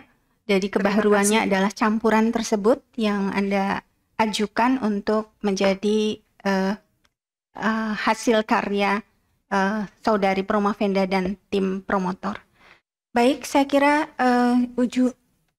pertanyaan semua sudah dilayangkan, kemudian ujian sudah selesai. Dengan demikian saya serahkan kepada pembawa acara. Terima kasih.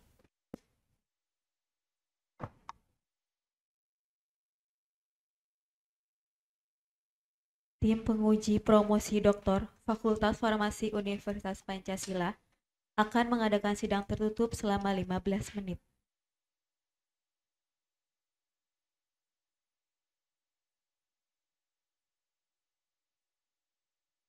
Hadirin dimohon untuk berdiri.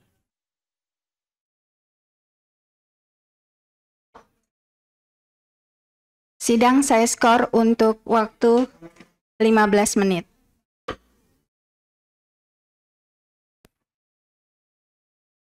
A few moments later. Hadirin yang terhormat, Sidang akan dilanjutkan kembali.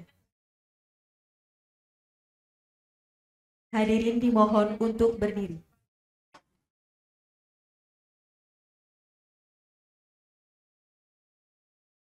Tim penguji promosi doktor Fakultas Farmasi Universitas Pancasila memasuki ruang sidang.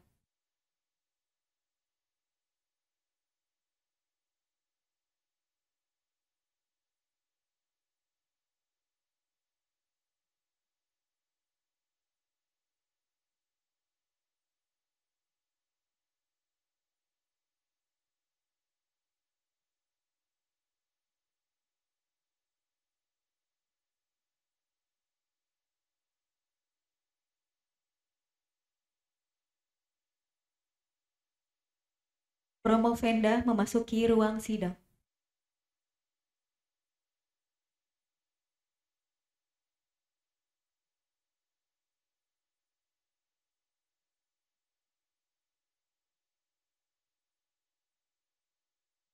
Hadirin dipersilahkan duduk kembali.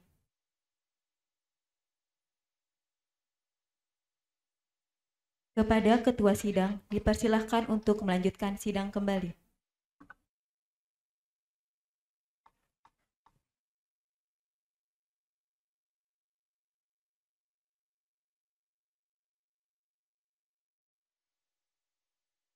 Baik, sidang terbuka promosi doktor Fakultas Farmasi Universitas Pancasila saya buka kembali.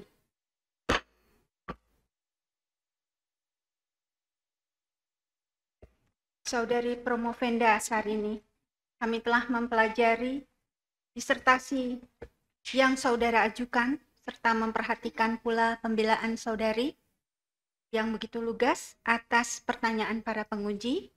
Kemudian mempertimbangkan juga laporan dari promotor mengenai perkembangan keahlian saudari dan laporan ketua program studi mengenai hasil perkuliahan, ujian proposal, ujian tertutup, serta pada hari ini ujian promosi doktor. Dan berdasarkan semua itu, anggota sidang memutuskan untuk menetapkan saudari A. Sarini NPM 5420230001 dinyatakan lulus dengan IPK 4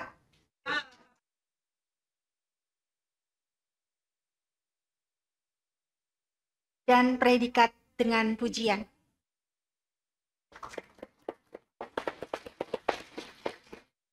Ya. Namun demikian ada catatan sedikit dari tim promotor untuk perbaikan minor sehubungan dengan naskah agar lebih sempurna dan diberikan waktu 1 bulan sejak dari sekarang. Baik, saya persilahkan saudari Dr. Baru Apoteker Asarini M. Farm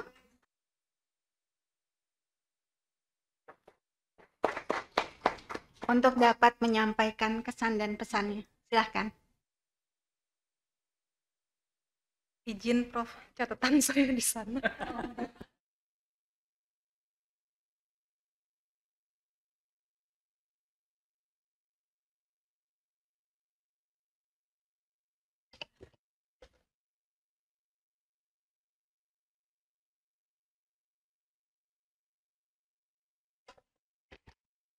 Alhamdulillahirrabbilalamin. Alhamdulillahirrabbilalamin. Alhamdulillah, ya Allah, terima kasih. Pertama-tama saya ucapkan puji syukur kehadirat Allah Subhanahu wa Ta'ala atas segala karunia, nikmat yang luar biasa pada saat hari ini. Salam dan salawat saya haturkan kepada baginda Rasulullah Shallallahu Alaihi Wasallam beserta para keluarga dan juga pada kita yang masih istiqomah di jalannya pada saat ini. Alhamdulillah, berkali-kali saya mengucapkan syukur. Terima kasih saya kepada keluarga saya, almarhum kedua orang tua saya. Astagfirullahaladzim.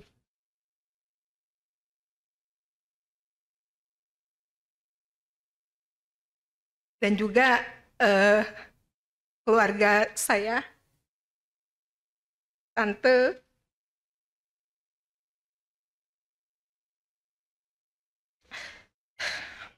terima kasih kepada promotor saya. Saya tuh sebenarnya nggak mau nangis. Mohon maaf ya, Prof. Ini masih ujian nangis. Mohon maaf, agak terharu. Terima kasih kepada promotor saya, Profesor Dr. Apoteker Samsudin MBiomed, begitu supportnya pada saya. Jadi ini udah bebaskan ya, Prof ya, tanpa mempengaruhi penilaian. Jadi cukup supporting yang luar biasa dari Prof Sam, dan banyak sekali saya menjadi mengenal pola kerja beliau yang sangat satset, cepat sekali gitu ya. Dari berbagai macam, bikin proposal pagi, sore harus datang, harus jadi. Bikin proposal, hibah, dan lain-lain. Alhamdulillah riset hari ini didanai oleh PD Dikti, berkat dari Prof Sam juga. Semoga Allah melindungi beliau. Selanjutnya, promotor saya yaitu Profesor Apoteker Tefo Mahmud, PhD, Prof. Luar biasa bekerja sama dengan profesor dari Oregon State University. Cukup detail, cukup baik, dan banyak sekali ilmu yang saya dapat dari beliau, dan cukup sabar, sangat sabar orangnya, Prof, dalam mendidik. Dan mohon maaf bila anak bimbingannya kurang baik selama dibimbing, Prof.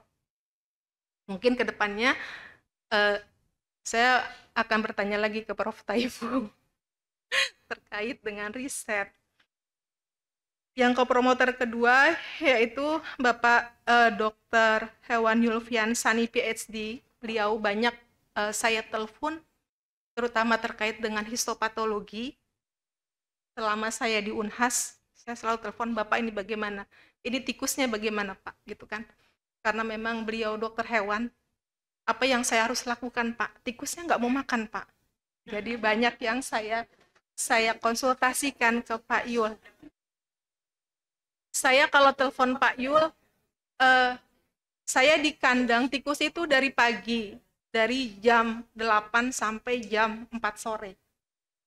Jadi saya amati kalau terjadi apa-apa, berhubung beliau dokternya, jadi saya foto, saya video tanda-tanda yang terjadi selama tuberkulosis dari si tikus tersebut. Terima kasih, Pak. Jadi saya mengetahui bagaimana mekanisme infeksi yang ada di dalam tikus dari hari per harinya. Selanjutnya, para penguji saya, Profesor Dr. APT Shirley Kumala MBiomed, Profesor Dr. Apoteker Ratna Jamil MSc, dan juga Profesor Dr. Wawemuli Arozal MBiomed PAMD, dan juga Dr. Novianti MSI. Beliau serasa bukan penguji saya malah. Beliau selalu bimbing saya dari mulai sidang proposal, seminar hasil 1, seminar hasil 2, seminar tertutup sampai hari ini. Jadi banyak sekali ilmu-ilmu yang diberikan. Semoga Allah berikan kelebihan, keberkahan ya Bapak Ibu ya, sudah bantu sama saya selama ini. Selanjutnya Kaprodi saya, Prof. Denny. Ya mungkin kita banyak sejarah ya Prof ya. Diawali dari saya masuk. Ya. Banyak sejarah awal masuk saya S3 UP. Itu saya sendiri dan ditemani Prof. Denny saat itu kuliah. Selanjutnya sekprodi saya yang terus Bu Yesi kapan lulusnya ke setiap mahasiswa gitu ya. Kadang kita sampai malu hati gitu nggak lulus juga. Terima kasih Ibu dan Bapak sudah mengingatkan kepada kami semua. Dan juga yang terpenting juga tamu undangan saya, Profesor Dr. Apoteker Gemini Alam dari Unhas Universitas Hasanuddin. Berkat beliau saya diterima masuk akses Fakultas Kedokteran Biologi Molekuler, sehingga penelitian in vivo ini bisa berjalan. Jadi kalau ada apa-apa saya telepon Prof. Alam. Aman, udah aman. Mahasiswa aman. Selanjutnya kepada Profesor Dr. Aprilita Rinayanti, M.Biomed, apoteker, yang kebetulan beliau lagi ada rapat presentasi di Badan POM, dan juga kaprodi saya ada Ibu Dr. Apoteker Sri Teguh Rahayu, alhamdulillah, dan juga teman-teman dosen. Jadi saya resign dari perusahaan Bapak Ibu untuk penelitian ini. Jadi saya beralih ke Universitas Esa Unggul. Dan juga ada teman-teman dari direksi dan juga branch manager dan senior manager PT Nayaka Ira Husada yang hari ini datang. Beliau guru-guru saya waktu saya di perusahaan. Jadi kurang lebih 13 tahun saya di perusahaan tersebut. Ya alhamdulillah, suatu tekad memutuskan membuahkan hasil hari sekarang gitu ya. Jangan sampai udah resign tidak jadi lulus doktor. Jadi keputusan yang tepat dalam memilih. Selanjutnya, saya berterima kasih beberapa tempat penelitian saya, salah satunya ada Laboratorium Kimia Bahan Alam Puslit Bioteknologi LIPI Cibinong. Kemudian kepada Profesor Dr. Unang Supratman MSI, pimpinan dan juga tim klinik di Laboratorium Sentral Unit BSL 3 Universitas Padjadjaran Bandung. Selanjutnya tim Laboratorium dan Biologi Molekuler Fakultas Kedokteran Universitas Hasanuddin, tim Laboratorium Fitokimia Fakultas Farmasi Universitas Hasanuddin, dan juga tim Hasanuddin University Medical Research Center, HUM-RC, dan juga Rumah Sakit Hewan Universitas Hasanuddin. Terima kasih atas kerjasamanya selama ini, sehingga saya bisa maju ke promosi doktor hari ini. Juga teman-teman di fakultas di doktor ilmu farmasi, ada Bu Gresti, Bu Ana, dan lain-lain yang selalu support saya, segala take over semua kebutuhan saya selama menuju ke sidang promosi terbuka. Dan juga ibu-ibu RT saya, RT 007 RW 08 Petamburan Tanah Abang. Ini tetangga-tetangga saya yang support. Jadi kalau saya penelitian belum makan, udah makan apa belum, tinggal pesan. Terima kasih Ibu kehadirannya.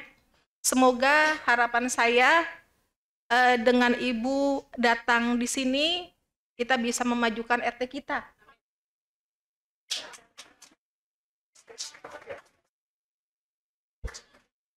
Jadi saya kampanye sekalian jadi Ibu RW. Semoga di RT Petamburan ini banyak ilmuwan-ilmuwan, terutama di RT 7 RW 8 ya. Demikian sambutan dari saya, Bapak Ibu, terima kasih banyak.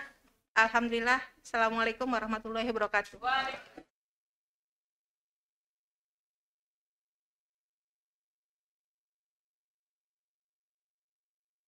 Baik, terima kasih atas pesan dan kesannya. Izinkan saya untuk melanjutkan, ada sedikit satu patah, dua patah kata, atau mungkin beribu-ribu kata, karena ikut bahagia atas kelulusan doktor baru Asar ini. Ya, bismillahirrahmanirrahim. Assalamualaikum warahmatullahi wabarakatuh. Ya, salam sejahtera untuk kita semua. Om Swastiastu, Namo Buddhaya, salam kebajikan, salam Pancasila. Ya, puji syukur kita panjatkan kepada Tuhan Yang Maha Esa yang telah melimpahkan rahmat dan karunia-Nya sehingga kita dapat berkumpul dalam acara sidang promosi Doktor Fakultas Farmasi Universitas Pancasila. Dan hari ini, Senin 25 November 2024, kita telah menyaksikan dan melaksanakan sidang promosi doktor atas nama Dr. Apoteker Asarini Magister Farmasi dengan judul disertasi Kajian Efek Kombinasi Ekstrak Nigella sativa Androgalvis paniculata dan propolis sebagai imunomodulator respon imun pada tikus yang diinfeksi dengan Mycobacterium tuberculosis. Hari ini Dr. Asarini sudah boleh menyematkan nama lengkapnya sehingga menjadi Dr. Apoteker Asarini Magister Farmasi, dan penambahan gelar ini tentunya dengan disertai dengan peningkatan kontribusi saudari dalam mengembangkan ilmu pengetahuan sesuai bidang, yaitu bidang farmasi dimanapun saudari berada, termasuk di RT RW tempat saudari tinggal tadi. Kompetensi saudari telah mencapai KKNI level 9, di mana perlu diingat di saat ke depan nanti bahwa saudari sudah mampu menghasilkan karya kreatif original dan teruji, dan saudari sudah mampu memecahkan masalah sains dan teknologi melalui pendekatan inter, multidisiplin, dan transdisiplin. Mungkin transdisiplin itu dengan ilmu humaniora yang bisa diimplementasikan lagi-lagi pada minimal di RT dan RW tempat saudari tinggal.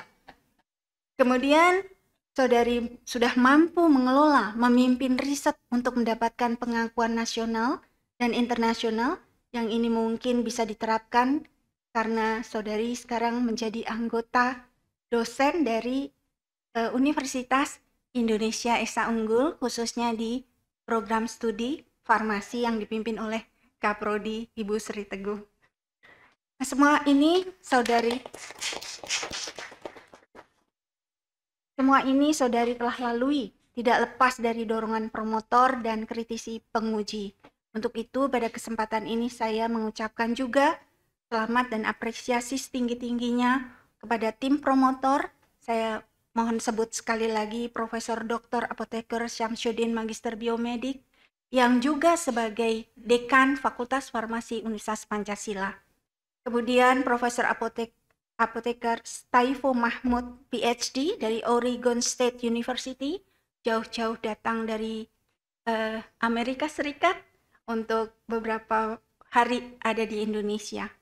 Kemudian dari Dr. Hewan Yulfian Sani, PhD dari Badan Riset dan Inovasi Nasional. Kemudian tim penguji yaitu Profesor Dr. Apoteker Shirley Kumala, Magister Biomedik, Profesor Dr. Apoteker Ratna Jamil, MSI, dan dari penguji luar yaitu Profesor Dr. Wawai Muli Arozal, Magister Biomedik, PharmD, dan Dr. Apoteker Novianti, Magister Science. Tidak lupa saya juga ingin mengucapkan apresiasi yang begitu besar kepada tim program studi, yaitu ketua penguji tadi yang juga sebagai ketua program studi Fakultas S3 Fakultas Farmasi Universitas Pancasila, yaitu Profesor Dr. Renat Apoteker Deni Rahmat sebelah kiri saya.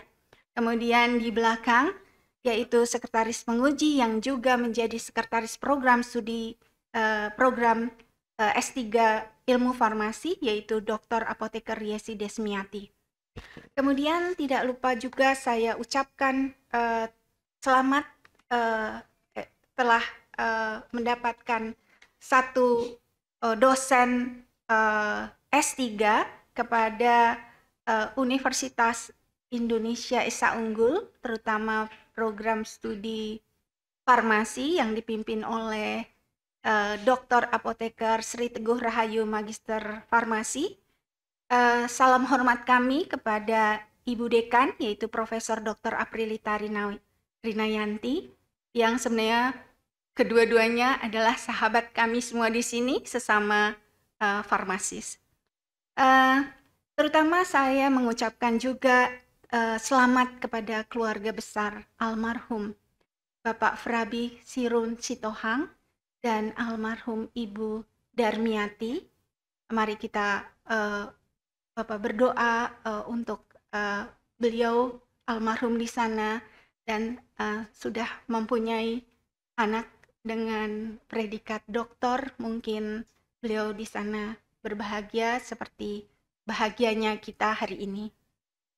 Terima kasih kepada Profesor Dr. Apoteker Gemini Alam juga yang telah jauh-jauh dari Universitas Hasanuddin Makassar, yaitu Guru Besar Farmasi dari Unhas. Kemudian saya ucapkan selamat kepada tadi Direksi PT Nayaka Era Husada, tempat Ibu Dr. Asarini dulu bekerja. Semoga silaturahmi tetap terjaga. Senior Manager dan Branch PT Nayaka Era Husada. Kemudian selamat kepada Dr. Jamal Abdul Muiz, SHMH, Ketua Lembaga Penyelenggara Akreditasi ASKIN, karena Dr. Asarini adalah surveyor ASKIN, akreditasi rumah sakit, akreditasi klinik dan puskesmas. Kemudian terakhir saya ucapkan selamat juga kepada Komisaris dan Direksi PT Yasdar Era Sejahtera, Bapak Ali Zainal Abidin dan Bapak Muhammad Nasir, dan selamat kepada semua hadirin yang ada di sini, tim supporter yang mungkin doanya begitu kencang, kuat, sehingga hari ini sampai hari ini sepertinya tidak hujan. Semoga sampai Bapak Ibu kembali ke rumah, selamat, tidak dihujani, tapi dihujani dengan kebahagiaan.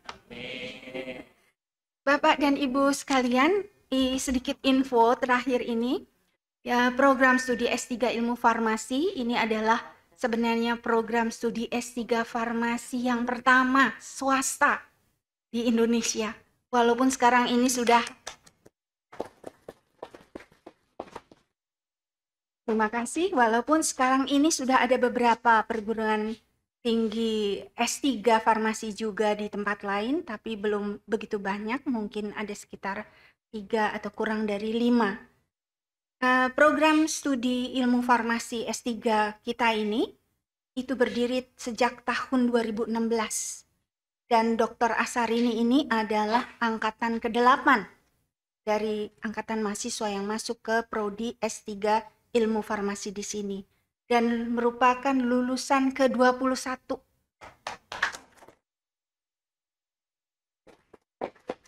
Lulusnya Dr. Asarini pastinya turut menyumbang prestasi program studi S3 yang dipimpin oleh Prof. Denny dan sekaligus juga prestasi Fakultas Farmasi Universitas Pancasila yang dipimpin oleh dekan kita Profesor Dr. Syamsuddin. Ya. Demikian yang bisa saya sampaikan. Saya selaku pimpinan sidang mengucapkan terima kasih sekali lagi kepada Bapak Ibu hadirin dan selamat kepada Ibu Dr. Apoteker Asarini dan semua supporternya.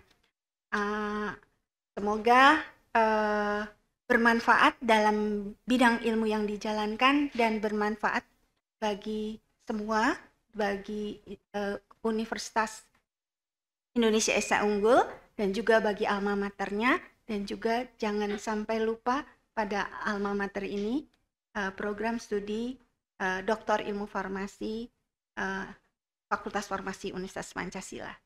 Sukses bagi kita semua. Selamat siang. Assalamualaikum warahmatullahi wabarakatuh.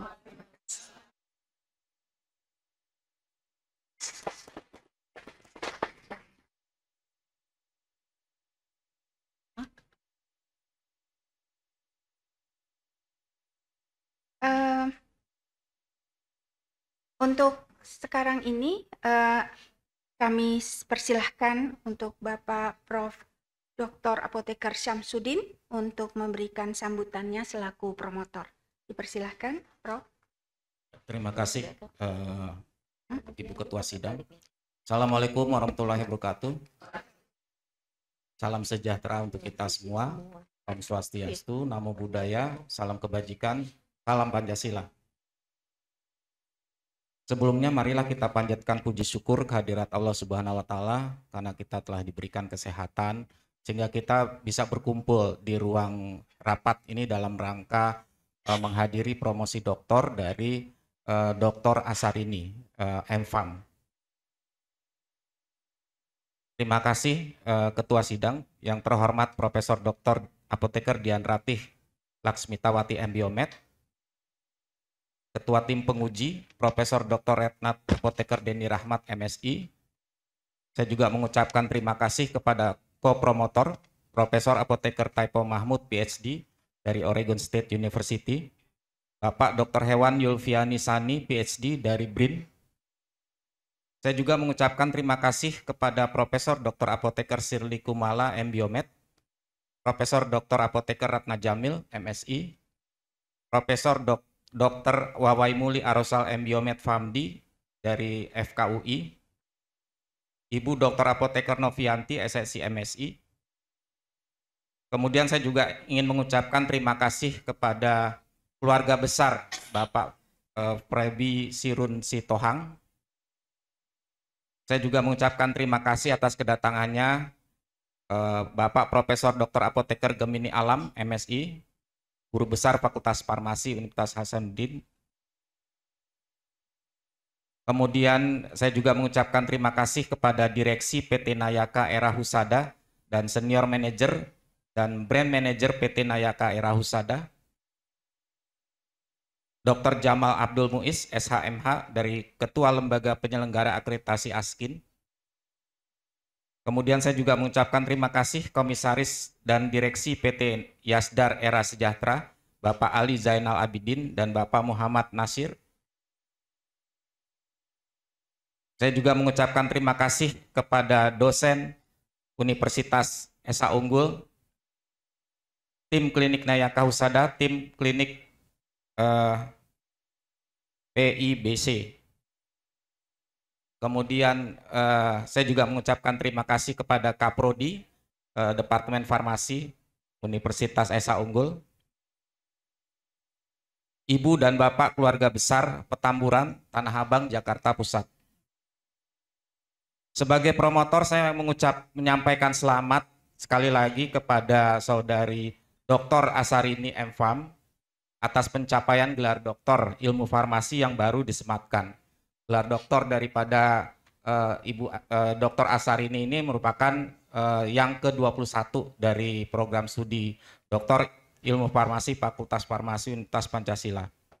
Tidak lupa saya mengucapkan selamat juga kepada keluarga besar almarhum Bapak Frebi Sirun Sitohang dan almarhumah Ibu Darmiati sebagai orang tua dari Dr. Asarini. Pada pagi ini kita telah mendengarkan disertasi berjudul Kajian Efek Kombinasi Ekstrak Nigella sativa, Andrographis paniculata, dan propolis sebagai imunomodulator respon imun pada tikus yang diinfeksi dengan Mycobacterium tuberculosis. Alhamdulillah telah selesai diteliti, dilaporkan dan dipertanggungjawabkan secara utuh seluruhnya di hadapan sidang promosi doktor ini. Kesan dan pesan saya sebagai promotor, Dr. Apoteker Asarini M.Farm merupakan pribadi yang tangguh, ulet, dan juga rajin. Kalau kita lihat ke belakang, dimulai dari pemilihan topik penelitian ketika menghadap saya, beliau langsung menyetujui usulan daripada penelitian ini. Kemudian kita sama-sama membuat suatu rencana penelitian dan juga pendanaan, ya, karena memang penelitian ini kan membutuhkan biaya yang cukup mahal. Jadi kita merencanakan sama-sama membuat proposal, akhirnya kita diterima di proposal hibah Kemenristek Dikti. Kemudian walaupun memang banyak kendala-kendala, karena tadi seperti sudah disampaikan oleh Dr. Asarini, memang penelitian ini dilakukan bukan pada satu lingkungan saja, tetapi pada beberapa tempat, antara lain ada di BRIN, kemudian di Bogor, di Unpad, sampai di Universitas Hasanuddin. Ya, kebetulan kolega saya, sahabat saya, Profesor Dr. Gemini Alam, saya mengenal beliau, kemudian saya informasikan kepada Dr. Asarini untuk meneruskan pengujian secara in vivo dilakukan di Fakultas Kedokteran Universitas Hasanuddin. Karena memang di lingkungan Fakultas Farmasi dan juga di sekitarnya sangat sulit sekali untuk melakukan penelitian pengujian in vivo. Dari berdasarkan pekerjaannya, saya sebagai promotor melihat proses pendidikan, proses pengerjaan riset yang saya lihat dari Dr. Apoteker Asarini Ini memang betul-betul membutuhkan effort yang sangat luar biasa, dan beliau berhasil menyelesaikan risetnya dengan baik.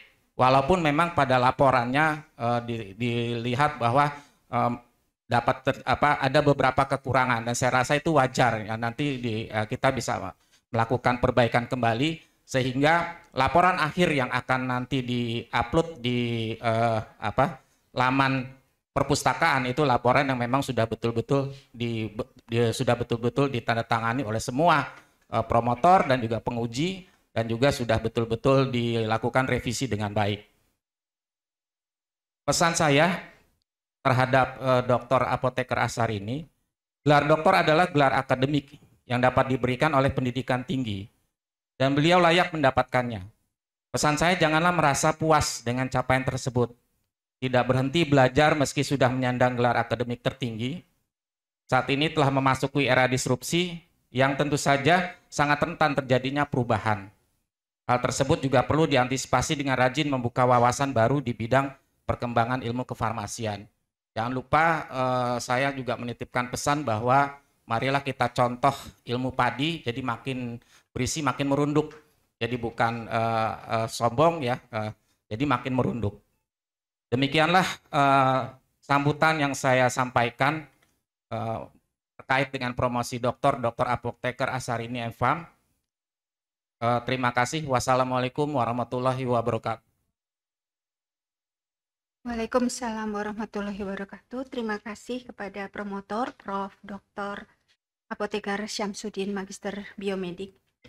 Bapak Ibu hadirin sekalian, demikian ujian promosi doktor telah selesai dilaksanakan dan sidang terbuka promosi doktor Universitas Pancasila saya nyatakan ditutup. Alhamdulillah.